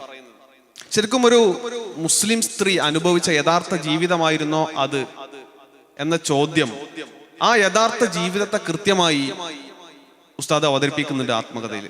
ഉസ്താദിന്റെ ഭാര്യയിലൂടെ, ഉസ്താദിന്റെ ഉമ്മയിലൂടെ. ഉമ്മ എന്ന് പറയുന്നത് ഉസ്താദിന്റെ ജീവിതത്തെ ഏറ്റവും കൂടുതൽ സ്വാധീനിച്ച ഒരു വ്യക്തിയാണ്. ഉസ്താദിന്റെ ഉപ്പയെ പോലെ തന്നെ ഏറ്റവും കൂടുതൽ സ്വാധീനിച്ച ഒരു വ്യക്തിയാണ് ഉമ്മ എന്ന് പറയുന്നത്. 11ാം വയസ്സിൽ ഉപ്പ മരിച്ചതിന് ശേഷം ഉമ്മയാണ് ഉസ്താദിനെ പോറ്റി വളർത്തുന്നത്. അവസാന ഘട്ടത്തിൽ ഉസ്താദിനോട് ഉപ്പ ചോദിക്കുന്നുണ്ട്, മോനെ നീ എന്ത് ചെയ്യും? അപ്പൊ ഉസ്താദിന്റെ ഉമ്മ പറയുന്നത്, ഞാൻ പഠിപ്പിച്ച് നല്ലൊരു മൂല്യരാക്കും എന്നുള്ളതാണ്. ആ മൂല്യരായതിന്റെ സുഹൃതമാണ് ഇന്ന് ഈ സമൂഹം അനുഭവിക്കുന്നത്. അങ്ങനെ ആ സന്ദർഭത്തില് എങ്ങനെ അത്രമേൽ ദരിദ്രമായ സ്ത്രീക്ക് തന്റെ ഭർത്താവ് മരിക്കുമ്പോൾ തന്റെ മകനെ ഒരിക്കലും പണ്ഡിതനാ പഠിക്കാൻ വിടുമെന്ന് പറയാൻ കഴിയില്ല. എന്തുകൊണ്ട് ആ സാമൂഹിക സാഹചര്യത്തിൽ തന്റെ മാതാവിന് അങ്ങനെ പറയാൻ സാധിച്ചു എന്നുള്ള പ്രസക്തമായ ചോദ്യമാണത്. കുട്ടൂസമല്ല എന്നവരുടെ മകളാണ് ഉസ്താദിന്റെ ഉമ്മ. ഉസ്താദിന്റെ ഉമ്മ ഒരു നല്ല കാര്യത്തായിരുന്നു. അതുപോലെ തന്നെ മൗലിദൊക്കെ ചൊല്ലുമ്പോ ആ മൗലിദിൽ എന്തെങ്കിലും തെറ്റുണ്ടെങ്കിൽ അത് ആ സ്പോട്ടിൽ തന്നെ പറയാൻ മാത്രം പ്രാവീണ്യമുള്ള ഒരു വിജ്ഞാന മേഖലയിൽ ശ്രദ്ധേയായ വ്യക്തിത്വമായിരുന്നു. അതുപോലെ തന്നെ ഷെയ്ഖ് ഹസൻ ഹസ്രത്തിന്റെ ഉമ്മയെ കുറിച്ച് ഉസ്താദ് പറയുന്നുണ്ട്.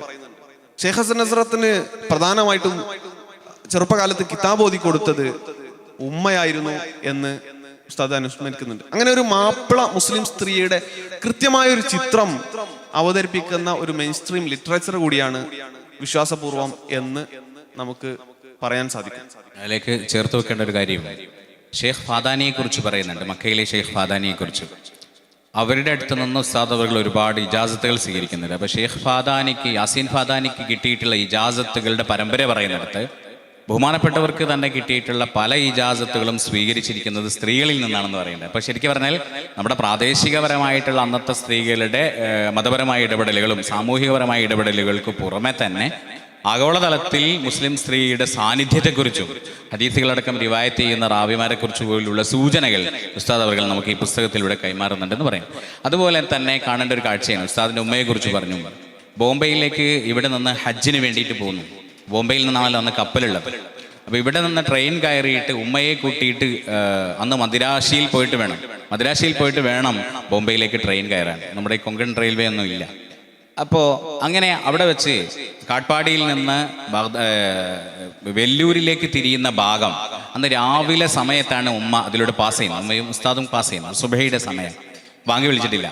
ഉസ്താദ് അവർ ഉമ്മയെ വിളിച്ചുണർത്തിയിട്ട് പറഞ്ഞു കൊടുക്കേണ്ട, ഉമ്മ ഞാൻ ബാക്കിയാത്തിലേക്ക് പോകുന്നത് ഈ വഴിക്കാണ് എന്ന് പറയുമ്പോൾ ഓരോ കാര്യങ്ങളും ഉസ്താദിൻ്റെ ജീവിതത്തിൽ എത്രമാത്രം പ്രസക്തമായിരുന്നുവെന്നും അത് സ്വന്തം ഉമ്മയുമായിട്ട് എങ്ങനെ പങ്കുവെച്ചുവെന്നും ജീവിതത്തിൻ്റെ ഓരോ കാര്യങ്ങളിലും ഉമ്മയെ എങ്ങനെ ചേർത്ത് പിടിച്ചുവെന്നും നമുക്ക് മനസ്സിലാക്കാൻ കഴിയും. അതുപോലെ തന്നെ ബോംബെയിലെത്തിയതിന് ശേഷം ബോംബെയിൽ വെച്ച് തൻ്റെ ലഗേജ്, ഉമ്മയുടെ ലഗേജും തൻ്റെ ലഗേജും ഒരേ കൈയിൽ പിടിച്ചിട്ട് മറ്റൊരു കൈ കൊണ്ട് ഉമ്മയെ പിടിച്ചിട്ട് ഉസ്താദ് അവർ മുസാഫർ ഖാനയിൽ എത്തുന്ന ഒരു ചിത്രം വളരെ മനോഹരമായിട്ട് നമുക്ക് ഒരർത്ഥത്തിൽ പറഞ്ഞാൽ ഹൃദയം കരഞ്ഞു പോകുന്ന രൂപത്തിലുള്ള ഒരു വിവരണം ഈ പുസ്തകത്തിൽ കാണാൻ പറ്റും. നമ്മൾ വായിക്കേണ്ടത് ഒരു പുസ്തകത്തിൽ മൊത്തത്തിൽ ഞാൻ യാദൃശ്ചികമായിട്ട് ഉസ്താദിൻ്റെ ഓർമ്മ അപാരമായ ഈ പുസ്തകം വായിക്കുമ്പോൾ നമുക്ക് ഉണ്ടാകുന്ന ഒരു നമ്മളെ വിചംബിക്കുക എന്ന് പറയുന്നത്, നമ്മൾ രോമം എഴുന്നേറ്റ് നിൽക്കുന്ന സംഭവം എന്ന് പറയുന്നത് ഉസ്താദ് മാത്രമല്ല ഈ പുസ്തകത്തിൽ കടന്നു വരുന്നത്. നമുക്കൊരു ആത്മകഥ എഴുതുമ്പോൾ എപ്പോഴും അവിടെ ആത്മ ഉണ്ടാവും. നമ്മൾ നേരത്തെ പറഞ്ഞു ഉസ്താദിൻ്റെ ചുറ്റുപാടുമുള്ള പലരുടെയും ആ കാലഘട്ടത്തിൽ നമുക്കറിയാം.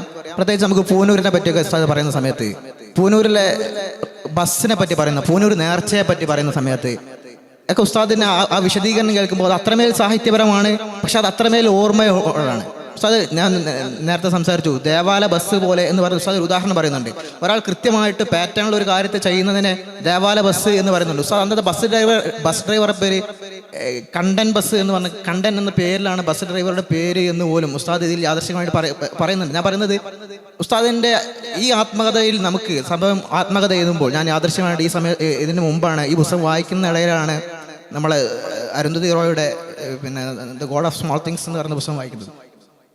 അതിന് മറ്റൊരു ആത്മകഥയുടെ അതിന് സമാനമായി വായിക്കുകയുണ്ടായി. പക്ഷെ അവിടെയൊക്കെ നമുക്കൊരു ഒരു ഡാർക്ക് ഒരു നമുക്കൊരു ഒരു മാനസിക വൈമനസ്യം എപ്പോഴും ആ കുടുംബാന്തരീക്ഷത്തിലൊക്കെ പറയുമ്പോൾ നമുക്കൊരു ഒരു വല്ലാത്ത വിമ്മിഷ്ടമുണ്ടാകും. പക്ഷെ ഉസ്താദിൻ്റെ പുസ്തകത്തിൽ എപ്പോഴും പൂർണ്ണമായിട്ട് നമുക്കൊരു വിനയം, നമുക്കൊരു പ്രസൻസ്, ഒരു പ്ലസന്റ് പ്രസൻസ് എപ്പോഴും നമുക്ക് കാണാൻ കഴിയും. ഇത് പൂർണ്ണമായിട്ട് നമുക്ക് നിരാശപ്പെടുന്ന ഒരു സന്ദർഭം പോലും, നിരാശയോടുകൂടി ഉസ്താദ് നിൽക്കുന്ന ഒരു സന്ദർഭം പോലും നമുക്കിതിൽ വായിക്കാൻ സാധിക്കില്ല എന്നാണ് ഞാൻ മനസ്സിലാക്കുന്നത്. പ്രത്യേകിച്ച് അങ്ങനെ ഉണ്ടാവുകയാണ്. ഇപ്പോൾ നമുക്ക് CM-ന്റെ വഫാത്തിൻ്റെ സമയം ഉസ്താദ് സാൻ ഫ്രാൻസിസ്കോയിലേക്ക് പോകുന്നതിൻ്റെ തലേന്നാണ് പോകുന്നത് പോലും. അതൊരു വളരെ CM-ഉം ഉസ്താദും തമ്മിലുള്ള അറ്റാച്ച്മെൻറ്റിന്, CM ഉസ്താദും തമ്മിലുള്ള അറ്റാച്ച്മെൻറ്റിനെ പറയുന്ന ഒരു ഭാഗമാണെങ്കിൽ പോലും നമുക്ക് ആ ഭാഗം വായിക്കുമ്പോൾ ഒരേ സമയം കരച്ചിൽ വരികയും അതേസമയം ഇൻസ്പയർ ആവാൻ സാധിക്കുന്ന രീതിയിലാണ് ഇതിൻ്റെ ഓരോ രചനകളും നടന്നിട്ടുള്ളതെന്ന് തോന്നുന്നു. ഇവിടെ ഉസ്താദിന്റെ ഓർമ്മ ശക്തിയെക്കുറിച്ച് പറയുമ്പോഴേ ഉസ്താദ് തന്നെ ഈ പുസ്തകത്തിൽ ഒരു സ്ഥലത്ത് ഒരു 2 കാര്യങ്ങൾ ഓർത്തെടുക്കാൻ പറ്റാത്തതിനെ കുറിച്ച് വല്ലാതെ പരിതപിക്കുന്നത് കാണാൻ പറ്റും. വലിയ അത്ഭുതം തോന്നുന്നു. ഈ പുസ്തകത്തിൻ്റെ ആമുഖത്തിൽ തോമസ് ജേക്കബ് തന്നെ പറയുന്നുണ്ട് ഉസ്താദ് അവകളുടെ ഓർമ്മശക്തിയുടെ അപാരമായ ശക്തിയെക്കുറിച്ച് അദ്ദേഹം പറയുന്നത്. കേരളത്തിൽ നാളിതുവരെ എഴുതപ്പെട്ടിട്ടുള്ള മുഴുവൻ ആത്മകഥകളെക്കുറിച്ചും ഒരു ചെറിയ റിവ്യൂ നമ്മൾ വായിക്കേണ്ടതാണ്. ആമുഖം ഒഴിവാക്കാതെ വായിക്കേണ്ട ഒരു പുസ്തകമാണിത്. അതിൽ അദ്ദേഹം പറയുന്നുണ്ട് ഒരുപാട് ആത്മകഥകൾക്ക് പറ്റിയിട്ടുള്ള പിഴവുകൾ കേരള ചരിത്രത്തെ അല്ലെ ലോക ചരിത്രത്തെ തന്നെ പരാമർശിക്കുമ്പോൾ പലപ്പോഴും എഴുതിയിരിക്കുന്നത് തെറ്റാണ് എന്ന് ബോധ്യപ്പെടുന്ന, അതുപോലെ തന്നെ ആളുകളെ മറന്നു പോകുന്ന ഒരു കാഴ്ച നമുക്ക് കാണാൻ പറ്റും.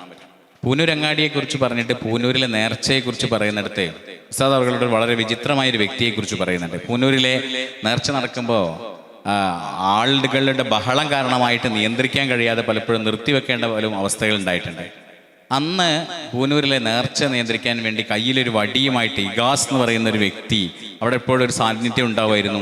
അദ്ദേഹം എവിടെ നിന്നാണ് വരുന്നതെന്നൊന്നും അറിയില്ല. നേർച്ചയുടെ സമയത്ത് അവിടെ എത്തുകയും ആളുകളെ വടി കൊണ്ട് നിയന്ത്രിക്കുകയും ചെയ്യുമായിരുന്നു എന്ന് പറയുന്നത്. അപ്പം ആ വ്യക്തിയുടെ പേരും അതുപോലെ തന്നെ പൂനൂരിലും ചുറ്റു പ്രദേശങ്ങളിലും ഒക്കെ അന്ന് ജർമ്മൻ കമ്പനിയുടെയും മറ്റൊക്കെ നേതൃത്വത്തിൽ അവിടെ കുഴിച്ചിട്ടുള്ള റബ്ബർ മരത്തിൻ്റെ പേര് പോലും ഉസ്താദ് അവർ കൃത്യമായിട്ട് ഈ പുസ്തകത്തിൽ പറയുന്നത് കാണാം. നേരത്തെ പറഞ്ഞതുപോലെ 2 ഓർമ്മകളെ, അതായത് കൃത്യമായി പറയാൻ കഴിയാത്തത് കാരണമായിട്ട് ഉസ്താദിനെ പരിതപിക്കുന്ന ഒരു രംഗം എന്ന് പറയുന്നത് ഹജ്ജിന് പോകുന്ന സമയത്താണ്. ഹജ്ജിന് പോകുന്ന സമയത്ത് ഉസ്താദ് അവർകൾ അന്ന് കപ്പലിൽ കയറുന്നത്, ബോംബെയിൽ നിന്ന് കപ്പലിൽ കയറുന്നത് ഏത് ദിവസമാണ് എന്ന് ഉസ്താദിന് പറയാൻ പറ്റുന്നില്ല. അത് ചൊവ്വാഴ്ചയാണോ ബുധനാഴ്ചയാണോ എന്ന് പറയാൻ കഴിയുന്നില്ല. അപ്പം അതിനെക്കുറിച്ച് ഉസ്താദ് പറയുന്നത്, അവിടെ രേഖകളും മറ്റുമൊക്കെ ശരിയാക്കാൻ വേണ്ടി ഓടി നടക്കുന്നതിനിടയിലും അതുപോലെ തന്നെ മലയാളികൾ അവിടെ എത്തിച്ചേർന്നിട്ടുള്ള മലയാളികൾക്ക് ഉറുദു അറിയാത്തതിൻ്റെ പേരിൽ അവരുടെ രേഖകൾ ശരിയാക്കാനും മറ്റും അവർക്ക് അറിയാത്തത് കൊണ്ട് അവരെ സഹായിക്കാൻ വേണ്ടിയിട്ട് അവരുടെ കൂടെ നടക്കുകയും നേരത്തെ തന്നെ ഉസ്താദ് ദർസിൽ പഠിക്കുമ്പോൾ തന്നെ ഉറുദു പഠിക്കുകയും ശേഷം അതിൻ്റെ ഒരു പ്രായോഗിക തലം ബാക്കിയാത്തിൽ നിന്ന് ഉസ്താദിന് സാധിക്കുകയും ചെയ്തതിൻ്റെ സന്തോഷം അവിടെ ഉസ്താദ് ഓർത്തെടുക്കുന്നുണ്ട്. അങ്ങനെ ആളുകൾക്ക് വേണ്ടിയിട്ട് ഓടി അങ്ങനെ വേഗത്തിൽ കപ്പൽ വന്ന സമയത്ത് അതിലേക്ക് കയറുന്ന സമയത്ത് ആ ദിവസം ഏതായിരുന്നു എന്ന് ഓർത്തെടുക്കാൻ കഴിയുന്നില്ല ഉസ്താദ് അവർ. ഒരർത്ഥത്തിൽ സങ്കടത്തോടു കൂടി, അഥവാ ഹജ്ജിന് പോകുന്നതിൻ്റെ സന്തോഷങ്ങളൊക്കെ ഉണ്ടെങ്കിലും ഓർമ്മയിൽ ആ ദിവസം വരാത്തതിനെ കുറിച്ച് ഉസ്താദ് ഒരു വേദനപ്പെടുന്നുണ്ട്. അതുപോലെ തന്നെ അന്ന് കയറിയ കപ്പൽ ഏതാണ്, കപ്പലിൻ്റെ പേര് ഏതാണ് എന്ന് ഒരു സംശയത്തോടു കൂടി ഉസ്താദ് അവർ അവിടെ അങ്ങനെ പറയുന്നത് കാണാൻ പറ്റും. അപ്പോൾ എത്രത്തോളം തൻ്റെ ജീവിതത്തിൽ നടക്കുന്ന ഓരോ കാര്യവും അത് എന്തുകൊണ്ട് ഇത്ര പ്രധാനപ്പെട്ടതാണെന്ന് ചിന്തിക്കുന്നിടത്ത് ഉസ്താദ് എത്തി. ഇത് ഇങ്ങനെയാണ് സംഭവിച്ചത് എന്ന് നമ്മൾ ചിന്തിക്കേണ്ടതുണ്ട്. കാരണം തൻ്റെ ഓരോ ജീവിതത്തിലെ നിമിഷങ്ങളും സെക്കൻഡുകൾ പോലും അള്ളാഹുവിന് വേണ്ടിയാകണം എന്ന നിർബന്ധമുള്ളത് കൊണ്ട് ഒരു ടൈം പാസ് എന്ന് പറയുന്ന സംഭവമില്ല, സമയം കൊല്ലാൻ വേണ്ടിയിട്ടുള്ളൊരു സമയമില്ല. അതുകൊണ്ട് തന്നെ ജീവിതത്തിലെ ഓരോ കാര്യങ്ങളും ജീവിതത്തിൻ്റെ പ്രധാനപ്പെട്ട ഭാഗങ്ങളാണെന്ന് ചിന്തിക്കുന്നത് കൊണ്ടും അതോടൊപ്പം ഉസ്താദ് അവർ ഏറ്റവും കൂടുതൽ കൈകാര്യം ചെയ്തിട്ടുള്ളത് പലപ്പോഴും ഹദീസുകളാണ്. ഈ ഹദീസുകളിൽ അതിൻ്റെ റാവിമാരെക്കുറിച്ചും അവരുടെ സൂക്ഷ്മമായ വിശകലനം ചെയ്ത് പഠിക്കുന്ന ഒരു പാരമ്പര്യത്തിലാണ് ഉസ്താദ് അവർ ജ്ഞാനം ചെയ്യുന്നത്. അതുകൊണ്ട് തന്നെ ഓരോരുത്തരുടെ ജീവചരിത്രവും മറ്റുമൊക്കെ സൂക്ഷ്മമായി പഠിക്കുന്നിടത്ത് നിന്ന് കിട്ടുന്ന ഒരു പ്രത്യേകമായിട്ടുള്ള ഓർമ്മശക്തിയാണ് എന്ന് ഇത് നമുക്കിതിനെക്കുറിച്ച് മനസ്സിലാക്കാമെന്ന് തോന്നുന്നു. ഉസ്താദിന്റെ ഒരു ഇലാഹി സ്നേഹം, റസൂലുള്ളാഹി സ്വല്ലല്ലാഹു അലൈഹി വസല്ലം തങ്ങളോടുള്ള മഹബത്ത് എപ്പോഴും നിറഞ്ഞു നിന്നിരുന്നു. സാമൂഹിക സേവനത്തോടൊപ്പം തന്നെ അതിൻ്റെ ഒരു നിദർശനമാണ് റിയാദ് അറസ്റ്റ് കഴിഞ്ഞ് ഉസ്താദ് തിരിച്ചു പോരുന്ന ഒരു രംഗം. അന്ന് പലരും ഉസ്താദിനോട് പറഞ്ഞു, റിയാദിൽ നിന്ന് രക്ഷപ്പെട്ടതല്ലേ, വീണ്ടും ഒരു അറസ്റ്റ് ചെയ്യാനൊക്കെ സാധ്യത ഉണ്ട്, അതുകൊണ്ട് നിങ്ങൾ അടുത്ത ഫ്ലൈറ്റിന് നേരെ തന്നെ തിരിച്ച് കേരളത്തിലേക്ക് പോകണം എന്നാണ്. അന്ന് ഉസ്താദ് ചെയ്തൊരു കാര്യമുണ്ട്, എനിക്കൊരിക്കലും അതിന് സാധിക്കില്ലായിരുന്നു. ഞാൻ നേരത്തെ ഹബീബ് റസൂലുള്ളാഹി സ്വല്ലല്ലാഹു അലൈഹി വസല്ലം തങ്ങളുടെ സമീപത്ത് പോയി സിയാറത്ത് ചെയ്താണ് പിന്നീട് നാട്ടിലേക്ക് തിരിച്ചത് എന്ന്. അത്രയും അനുരാഗപൂർണമായ ഒരു ജീവിതമാണ്. നിരന്തരം സ്വലാത്തും ദിക്റുകളും മറ്റു കാര്യങ്ങളൊക്കെ അത് ഉപ്പയിൽ നിന്നും ഉമ്മയിൽ നിന്നും ഒക്കെ സ്വീകരിച്ച് ഉപ്പയുടെ കൂടെ ഭക്ഷണം കഴിക്കുന്ന ഒരു രംഗമുണ്ട്. അഥവാ ഉപ്പ കാണിച്ചു കൊടുക്കണം മകൻ എങ്ങനെയാണ് സമൂഹത്തിന് വേണ്ടി സേവനം ചെയ്യേണ്ടതെന്ന്. തൻ്റെ എല്ലാം നഷ്ടപ്പെട്ടാലും സമൂഹത്തിന് വേണ്ടി സമർപ്പിച്ച് മുന്നോട്ട് പോകുമ്പോൾ അതിൽ പുരോഗതി ഉണ്ടാകുമെന്ന് ഉപ്പ പഠിപ്പിച്ചു കൊടുക്കുന്നുണ്ട്.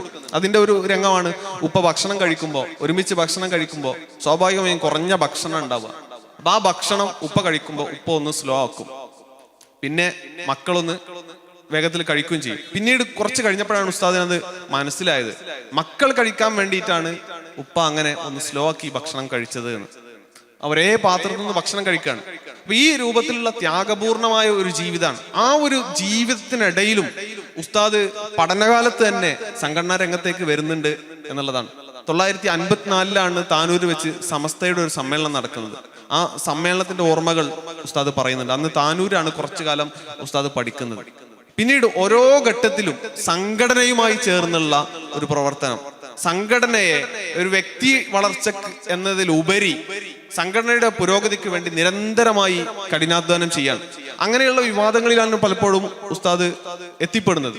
ആ വിവാദങ്ങളിൽ നിന്നൊക്കെ രക്ഷപ്പെടാൻ ആ ഒരു ഇഖ്ലാസ് കാരണമായി എന്നുള്ളതാണ്.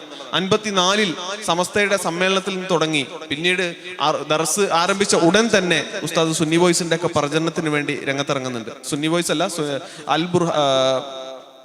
കെ എം മാത്തോട്ടത്തിന്റെ കൂടെ പ്രസിദ്ധീകരണത്തിന്റെ പ്രചരണത്തിന് വേണ്ടി ബോംബെയിലേക്കൊക്കെ യാത്ര പോകുന്നുണ്ട്. അതുപോലെ സംഘടനാ വേദികൾ സംസാരിക്കുന്നുണ്ട്. ഒറ്റ ഒരു നിമിഷം കൊണ്ടല്ല ഉസ്താദ് ഒരിക്കലും സംഘടനയിലേക്ക് വരുന്നത്. നിരന്തരമായ ഹാർഡ് വർക്കിന്റെ ഭാഗം കൂടിയാണ്. 74 കേന്ദ്ര മുഷാവറയിലേക്ക് വരുന്നത്. തൊട്ടടുത്ത സമയത്ത് തന്നെ ഉസ്താദ് അതിന്റെ ജോയിന്റ് സെക്രട്ടറി ആയി മാറുന്നുണ്ട്. അങ്ങനെയുള്ള ഒരു കാലത്ത് പിന്നീട് ഉസ്താദ് അതിന് മുമ്പ് തന്നെ പ്രവർത്തനം ആരംഭിച്ചതിന്റെ പ്രതിഫലനമായിരുന്നു അത്. 71 ഉസ്താദ് കോഴിക്കോട് ജില്ലയുടെ സമസ്ത സെക്രട്ടറിയായി മാറുന്നത്. ആ കാലത്തൊക്കെ ഉസ്താദിന്റെ ഉമ്മ ജീവിച്ചിരിക്കുന്നുണ്ട് എന്നുള്ളൊരു യാഥാർത്ഥ്യം കൂടി നമ്മൾ മനസ്സിലാക്കണം. ഉസ്താദിന്റെ ഉമ്മ 76 വഫാത്താകുന്നത്. ഉസ്താദിന്റെ ഒരു നല്ല കാലം, പുഷ്കലമായ ഒരു കാലം കണ്ടുകൂടി ജീവിതത്തിൽ ചെയ്ത ഒരു സുഹൃത്തത്തിന്റെ നന്മ കൂടി അനുഭവിച്ചുകൊണ്ട് ആസ്വദിച്ചുകൊണ്ടാണ് ആ ഉമ്മ വഫാത്തായത് എന്ന് കൂടി ആലോചിക്കുമ്പോൾ നമുക്ക് വല്ലാത്തൊരു സന്തോഷം മനസ്സിൽ നിറഞ്ഞു വരുന്നുണ്ട്. ഉസ്താദ് എപ്പോഴും നേരത്തെ പറഞ്ഞു, ഉസ്താദിന് എന്തുകൊണ്ടായിരിക്കും ഇങ്ങനെ സാധ്യമാവുന്നത്? നമ്മൾ അസാധ്യമെന്ന് കരുതുന്ന പല കാര്യങ്ങളും ഉസ്താദിന് സാധ്യമാകുന്ന ഏറ്റവും ഉദാഹരണമായി ലേറ്റസ്റ്റ് ഒരു ഉദാഹരണം നമ്മൾ കഴിഞ്ഞ ഈ ബാബരി വിഷയവുമായി ബന്ധപ്പെട്ട് ഉസ്താദിന്റെ പത്രസമ്മേളനത്തിൽ ഉസ്താദിന്റെ മറുപടി വളരെ ചർച്ചാ വിഷയമായിരുന്നു. അതാ എങ്ങനെയാണ് ഉസ്താദിന് വളരെ സിമ്പിൾ, വളരെ എല്ലാവരും ഇതിനെ പ്രതികരിച്ചില്ലെങ്കിൽ മുസ്ലിം കമ്മ്യൂണിറ്റി ഞങ്ങൾക്ക് അവരെ ഒതുക്കി നിൽക്കാൻ കഴിയില്ല എന്ന് മുസ്ലിം നേതാക്കന്മാർ മൊത്തം പറയുന്ന സമയത്ത് ഉസ്താദ് പറഞ്ഞത്, മുസ്ലിങ്ങൾ പാരമ്പര്യമായിട്ട് അവർക്ക് കഅബ നഷ്ടപ്പെട്ടിട്ടുണ്ട്, ഖുദ്സ് നഷ്ടപ്പെട്ടിട്ടുണ്ട്, അതെല്ലാം അവരിലേക്ക് തിരിച്ചു വരും. ഇതിനൊരിക്കലും മുസ്ലിങ്ങൾ പ്രകോപനപ്പെടേണ്ട ആവശ്യമില്ല. ഞാൻ പറഞ്ഞത് ഉസ്താദ് ഒരു കാര്യത്തെയും വളരെ ബേജാറായി തീരുമാനത്തെ ബേജാറായി എടുക്കുന്ന, പെട്ടെന്ന് വെട്ടൊന്ന് മുറി 2 എന്ന നിലപാട് ഉസ്താദ് എടുക്കുന്നത് നമ്മൾ എവിടെയും കണ്ടിട്ടില്ല. അത്രമേൽ പ്രകോപനപരമായിട്ട് എന്തുകൊണ്ട് ഉസ്താദിന് ഇങ്ങനെ സാധിക്കുന്നു എന്നുള്ളതാണ്. കാരണം ഉസ്താദ് മറ്റുള്ളവർക്ക് വേണ്ടിയായിരുന്നു, എപ്പോഴും അപരനെ മുന്നിൽ കണ്ടുകൊണ്ടായിരുന്നു ഉസ്താദ് ജീവിച്ചത് എന്നുള്ളതാണ്. ചില സമയത്തെല്ലാം റസ്മുൽ ഉസ്മാനി ലിപി ഖുർആൻ, വിശുദ്ധ ഖുർആനുമായി ബന്ധപ്പെട്ട വരുന്ന സാഹചര്യത്തെക്കുറിച്ച് ഇതിൽ ഒരു സ്ഥലത്ത് പറയുന്നുണ്ട്. ഈ റസ്മുൽ ഉസ്മാനി ലിപി വരുന്നത് ഉസ്താദ് ഖുർആൻ മാറ്റി എഴുതുകയാണ്, ആചാരങ്ങൾ ലംഘിക്കുകയാണ് എന്ന ചർച്ചയിലേക്ക് വരെ കൊണ്ടെത്തിച്ചു. എന്നാൽ ഇന്ന് എല്ലാവരും റസ്മുൽ ഉസ്മാനിയാണ് ഉപയോഗിക്കുന്നത്. അന്ന് തവാഫിന്റെ സമയത്ത് പൊന്നാനി ലിപിയിലുള്ള ഖുർആൻ നമ്മൾ കേരളീയർക്ക് ഖുർആൻ ഓതാൻ അവിടെ സാധ്യമാവാത്തൊരവസ്ഥ ഉണ്ടായിരുന്നു. ഇത് കണ്ടറിഞ്ഞ്, ആ സാഹചര്യത്തെ കണ്ടറിഞ്ഞ്, ഇതെവിടെ നിന്ന് തുടങ്ങി വെച്ചാൽ ഉസ്താദ് വെല്ലൂരിൽ പോകുന്ന സമയത്ത് മലയാളി വിദ്യാർത്ഥികൾക്ക് വേണ്ടി ഒരു ബോഗി ബുക്ക് ചെയ്യുന്നുണ്ട്. നമുക്ക് ഉസ്താദിന്റെ എല്ലാ ജീവിത കാലഘട്ടത്തിലും അപരന് വേണ്ടിയിട്ട് തൻ്റെ ജീവിതത്തെ ഞാൻ എന്നതിന് മാറ്റി അപരന് വേണ്ടി ജീവിക്കുന്ന ഒരു ഉസ്താദിനെ നമുക്ക് കാണാം. അതുകൊണ്ടായിരിക്കണം ഒരു പക്ഷേ ഉസ്താദിന് ജീവിതകാലത്ത് മുഴുവൻ തൻ്റെ ഏത് വിഷയത്തിലാകുമ്പോഴും ഉസ്താദ് നിലപാടെടുക്കുമ്പോൾ എല്ലാം അവസാനം ആത്യന്തികം ശരി ഉസ്താദായി മാറുന്ന ഒരവസ്ഥ സംജാതമാകുന്നത്. നിലപാട് രൂപീകരണത്തിലെ ഒരു വലിയൊരു മാതൃകയാണ് ഉസ്താദ് എന്ന് പറയുന്നത്. 1986 ബാബരി പ്രശ്നവുമായിട്ട് ബന്ധപ്പെട്ട് റിപ്പബ്ലിക്കൻ ദിനം ബഹിഷ്കരിക്കണം എന്ന് ചിലർ ആവശ്യപ്പെടുന്നുണ്ട്. അന്ന് ആ ബഹിഷ്കരണ ആഹ്വാനത്തെ ആദ്യമായി എതിർത്തത് ഉസ്താദാണ്. അത് ബഹിഷ്കരണം നടന്നാലുണ്ടാകുമായിരുന്ന പ്രത്യാഘാതങ്ങൾ നമുക്ക് ആലോചിക്കാവുന്നതേ ഉള്ളൂ. അങ്ങനെ ഓരോ ഘട്ടത്തിലും ബാബരി വിഷയങ്ങളിലായാലും അതുപോലെ നമ്മുടെ സ്ത്രീകളുടെ വിവാഹവുമായി ബന്ധപ്പെട്ട ഒരുപാട് ചർച്ചകളുണ്ട്, ബഹുഭാര്യത്വം, ഇങ്ങനെയുള്ള വിഷയങ്ങളിലൊക്കെ ഉസ്താദിന്റെ നിലപാട് വളരെയധികം ശ്രദ്ധേയമാവുന്നുണ്ട്. ആ നിലപാടിന്റെ പക്വതയാണ് ഈ സമൂഹത്തെ മുന്നിൽ നിർത്താൻ പ്രേരിപ്പിച്ചത് എന്നുള്ളതാണ്. ഉസ്താദിന്റെ ചെറുപ്പകാലത്തുള്ള അനുഭവം നേരത്തെ പറയപ്പെട്ടു. അഥവാ മാവിൻ ചുവട്ടിലേക്ക് ജന്മിയുടെ മകൻ മറ്റുള്ള മക്കൾ മാങ്ങ പുറക്കുന്നത് എതിർക്കാൻ വേണ്ടി വരുമ്പോൾ ഉസ്താദ് നേരെ അങ്ങനെ നിൽക്കുകയാണ്. ഒരു ദൃഢതയോടുകൂടിയുള്ള നൃത്തമാണ്. ആ നൃത്തം കണ്ട് ജന്മിയുടെ മകൻ പേടിച്ചോടുകയാണ്. ആ ഒരു ധൈര്യമാണ് എന്നും മുസ്ലിം സമൂഹത്തിന്റെ മുന്നിൽ നിന്നുകൊണ്ട് ഉസ്താദ് പ്രകടിപ്പിച്ചത് എന്നുള്ളതാണ്. നമുക്ക് അവസാനിപ്പിക്കാൻ തോന്നുന്നു. അപ്പോൾ നമ്മൾ പറഞ്ഞെത്തിയത് ഉസ്താദ് എങ്ങനെയാണ് ശരികളിലേക്ക് എത്തിച്ചേരുന്നത് എന്നതിനെക്കുറിച്ചുള്ള ഒരു അത്ഭുതം ഈ പുസ്തകത്തിൽ നിന്ന് നമുക്കൊക്കെ ഉണ്ടാവും. അതിൽ നമ്മൾ തുടക്കത്തിൽ പരാമർശിച്ച ഒരു കാര്യം പ്രധാനപ്പെട്ടതാണെന്ന് തോന്നുന്നു. തൻ്റെ ചിന്തയിൽ വരുന്ന കാര്യങ്ങളെ എപ്പോഴും ഉസ്താദ് ആത്യന്തിക ശരിയായിട്ട് കാണുന്നില്ല. തൻ്റെ ഗുരുക്കന്മാരോട് കൂടി ആലോചിക്കുന്ന ഒരു വല്ലാത്ത അവസ്ഥ നമുക്ക് കാണാൻ പറ്റും. നേരത്തെ ഇവിടെ പരാമർശിക്കുകയുണ്ടായി, സാൻ ഫ്രാൻസിസ്കോയിലേക്ക് അവിടുത്തെ മലയാളികൾ ഉസ്താദിനെ പ്രഭാഷണത്തിന് വേണ്ടി ക്ഷണിക്കുന്നുണ്ട്. മലയാളികൾ മാത്രമല്ല, അവിടുത്തെ ഫിജിയിലെ ഒരു സംഘടനയാണ്. അവർ പരിപാടിക്ക് വേണ്ടി ക്ഷണിക്കുമ്പോൾ ഉസ്താദ് അവർകൾ അങ്ങോട്ട് പോവാതെ നിൽക്കാനൊരു കാരണമുണ്ട്. കുറേ കാലം പോയില്ല. ഉസ്താദ് അവർകൾ പറഞ്ഞത് അമേരിക്കയിലേക്ക് പോകുമ്പോൾ അത്രയും ദീർഘദൂര യാത്ര ചെയ്യണം. അങ്ങനെ ദീർഘദൂര യാത്ര കഴിഞ്ഞ് അവിടെയുള്ളവർ വിളിക്കുന്നത് ഒരു 2 മാസമെങ്കിലും അവിടെ തങ്ങണം എന്ന് പറഞ്ഞിട്ടാണ്. അപ്പം അത്രയും സമയം എനിക്ക് ദർസെടുക്കാൻ സാധിക്കാതെ ദർസിൽ നിന്ന് അത്രയും കാലം വിട്ടു നിൽക്കാൻ കഴിയില്ല എന്നുള്ള ഒരു ചിന്തയിലാണ്. പക്ഷേ ഈ ഒരു ചിന്ത മനസ്സിൽ വെച്ചുകൊണ്ട് ബഹുമാനപ്പെട്ട CM വലിയുള്ളാഹിയുടെ അടുത്ത് ബഹുമാനപ്പെട്ട AP ഉസ്താദ് പോകുന്നുണ്ട്. അങ്ങനെ ഉസ്താദ് അവരുകളോട് ഒരു മുഖവുരയും ഇല്ലാതെ ബഹുമാനപ്പെട്ട CM വലിയുല്ലാഹി റഹ്മത്തുള്ളാഹി അലൈഹി പറയുന്ന ഒരു കാര്യം, നിങ്ങൾ അമേരിക്കയിൽ പോയി പ്രസംഗിക്കണം. അങ്ങനെയാണ് പറയുന്നത്, അമേരിക്കയിൽ പോയിട്ട് പ്രസംഗിക്കണം. അങ്ങനെ ബഹുമാനപ്പെട്ടവർ അവിടുന്ന് പറഞ്ഞ ഒരു നിർദ്ദേശം സ്വീകരിക്കുക എന്ന അർത്ഥത്തിൽ ഉസ്താദ് അവർ സാൻ ഫ്രാൻസിസ്കോയിലേക്ക് പോകാൻ വേണ്ടി തയ്യാറാകുന്നുണ്ട്. അപ്പോൾ നമ്മൾ ചിന്തിക്കേണ്ട ഒരു കാര്യമാണ്, നമ്മളോടിപ്പോൾ ഒരാൾ പറയണം നിങ്ങൾ അമേരിക്കയിൽ പോയി പ്രസംഗിക്കണം എന്ന് പറയുമ്പോൾ നമ്മുടെ സ്വാഭാവികമായിട്ടുള്ള വികാരം അത് അവിടെ പുനരാലോചനയ്ക്ക് പോലും അവസരം കൊടുക്കാതെ നമ്മളൊരു പക്ഷേ യെസ് പറയാൻ സാധ്യതയുണ്ട്. എവിടെയാണ് ഞാൻ ജീവിക്കുന്നത് എന്തിനാണെന്നുള്ള ഒരു ആത്മബോധത്തിലാണ് ഉസ്താദ് അവർ ജീവിക്കുന്നത് എന്ന സത്യം നമ്മൾ മനസ്സിലാക്കുന്നത്. അപ്പോൾ അമേരിക്കയിലേക്ക് പോകാൻ പറയുമ്പോൾ അവിടെ പോയി കഴിഞ്ഞാൽ എനിക്ക് ദർസ് മുടങ്ങുമെന്ന ആലോചനയിൽ വേണ്ടെന്ന് വെക്കുകയും ബഹുമാനപ്പെട്ട CM വലിയുല്ലാഹിയുടെ സവിധത്തിൽ ചെല്ലുമ്പോൾ ബഹുമാനപ്പെട്ടവർ പോകാൻ വേണ്ടി പറയുകയും ചെയ്യുന്നുണ്ട്. പക്ഷെ അവിടെ വീണ്ടും നമ്മൾ ആലോചിക്കേണ്ടത്, അങ്ങനെ ഉസ്താദ് അവர்களോട് CM വലിയുല്ലാഹി അങ്ങനെ പറഞ്ഞപ്പോൾ പിന്നീട് ഉസ്താദിന് ഒരു ദിവസം കണ്ടിട്ട് അതും അവിടെ പോയി ആ സവിധത്തിൽ പോയിട്ട് പറയുന്നുണ്ട്. ഉസ്താദ് അവരോട് പറയണം ഞാൻ ഇന്ന ദിവസം ഇവിടുന്ന് പറഞ്ഞതനുസരിച്ച് അമേരിക്കയിൽ പോകാൻ തീരുമാനിച്ചിട്ടുണ്ടെന്ന് പറയുമ്പോൾ ഉസ്താദ് അവர்களോട് CM വലിയുല്ലാഹി പറയണം അന്ന് നിങ്ങൾ പോകണ്ട, അടുത്ത ദിവസം നിങ്ങൾക്ക് പോകാമെന്ന്. അങ്ങനെ ടിക്കറ്റ് ഉസ്താദ് അവർ ആദ്യം ഉദ്ദേശിച്ചിരുന്ന ദിവസത്തിൻ്റെ പിറ്റേ ദിവസം ഉസ്താദ് അമേരിക്കയിലേക്കുള്ള ടിക്കറ്റ് എടുക്കുക. ഇവിടെ നമ്മൾ ചിന്തിക്കേണ്ട വളരെ പ്രധാനപ്പെട്ട ഒരു കാര്യമുണ്ട്. ഈ ആത്മീയ ശക്തികളോട് എപ്പോഴും മുഷാവറ ചെയ്യുന്ന ഉസ്താദ് അവർകളെ നമുക്കിതിൽ നിന്ന് കാണാൻ പറ്റും. അപ്പോൾ എന്തുകൊണ്ട് എന്ന് ചോദിക്കാതെ CM വലിയുല്ലാഹി പറഞ്ഞ ആ ദിവസത്തിലേക്ക് ടിക്കറ്റ് മാറ്റിയാണ്. അങ്ങനെ ആ ദിവസം വന്നപ്പോൾ സംഭവിച്ചത് എന്താണെന്ന് വെച്ചാൽ ആ ദിവസത്തിലാണ് ബഹുമാനപ്പെട്ടവർ വഫാത്താകുന്നത്, CM വലിയുല്ലാഹി വഫാത്താകുന്നത്. ഉസ്താദ് അവർക്ക് ഒരർത്ഥത്തിൽ വലിയ സങ്കടം, വലിയ വിഷമം. കാരണം എന്ത് പ്രതിസന്ധിയും അവിടുത്തെ ഹലറത്തിൽ ചെന്ന് പറഞ്ഞിട്ടാണ് ഉസ്താദ് പരിഹാരം കണ്ടിരുന്നത്. അങ്ങനെ അവിടെ ചെന്ന് ഉസ്താദ് അവർ മയ്യിത്ത് നിസ്കാരത്തിന് നേതൃത്വം നൽകുന്നു, ബാക്കി കാര്യങ്ങൾക്കൊക്കെ നേതൃത്വം നൽകുന്നു. നേതൃത്വം നൽകിയ ഉസ്താദ് പിറ്റേ ദിവസം അമേരിക്കയിലേക്ക് ടിക്കറ്റ് എടുത്തിട്ടുള്ള ആളാണ്. അവിടെ വെച്ച് ഒരിക്കലും ഇത്രയും വലിയ ജീവിതത്തിൽ വലിയ സങ്കടകരമായ ഒരു അവസ്ഥ അഭിമുഖീകരിച്ചത് കാരണമായിട്ട് യാത്ര മാറ്റിവെക്കുന്നതിനെ കുറിച്ചോ അല്ലെങ്കിൽ സംഘാടകരമായിട്ട് അങ്ങനെ ഒരു ആലോചനയെക്കുറിച്ച് പോലും ഉസ്താദ് ആലോചിക്കുന്നില്ല എന്ന് നമ്മൾ മനസ്സിലാക്കണം. നബി സല്ലല്ലാഹു അലൈഹി വസല്ലം തങ്ങളുടെ വഫാത്തിന് ശേഷം സ്വഹാബത്ത് 4 ഭാഗത്തേക്കും പോയി ഇസ്ലാമിക പ്രചരണം നടത്തിയത് നമ്മളൊരു സമയത്ത് ഇത് വായിക്കുമ്പോൾ ഓർത്തുപോവുകയാണ്. അങ്ങനെ ആ വിഷമവും മനസ്സിൽ പേറിയാണ് ഉസ്താദ് അവർ അമേരിക്കയിലേക്ക് പോകുന്നത്. എനിക്ക് വിശദമായ കഥ നമുക്കിതിൽ നിന്ന് വായിക്കാൻ പറ്റും. ഒരു കുറഞ്ഞ സമയത്ത് നമുക്കിതെല്ലാം പറഞ്ഞ് പൂർത്തിയാക്കാൻ കഴിയാത്ത വിശാലമായൊരു ജീവിതത്തിലേക്കുള്ള ഒരു കിളിവാതിൽ ഈ ചർച്ചയിൽ തുറന്നെങ്കിൽ ഞങ്ങൾ ധന്യരായി. അല്ലാഹു സുബ്ഹാനഹു വ തആല നമ്മിൽ നിന്നും സ്വീകരിക്കുമാറാവട്ടെ. നാളെ പരലോകത്ത് ഉസ്താദ് അവറുകൾ അടക്കമുള്ള മഹത്തുക്കളായ ഗുരുവര്യന്മാരോടുകൂടെ സ്വർഗത്തിൽ ഒരുമിച്ച് കൂടാൻ അല്ലാഹു തആല ഇതൊരു നിമിത്തമാക്കട്ടെ. വാഖിറു ദഅ്വാനാ അൽഹംദുലില്ലാഹി റബ്ബിൽ ആലമീൻ.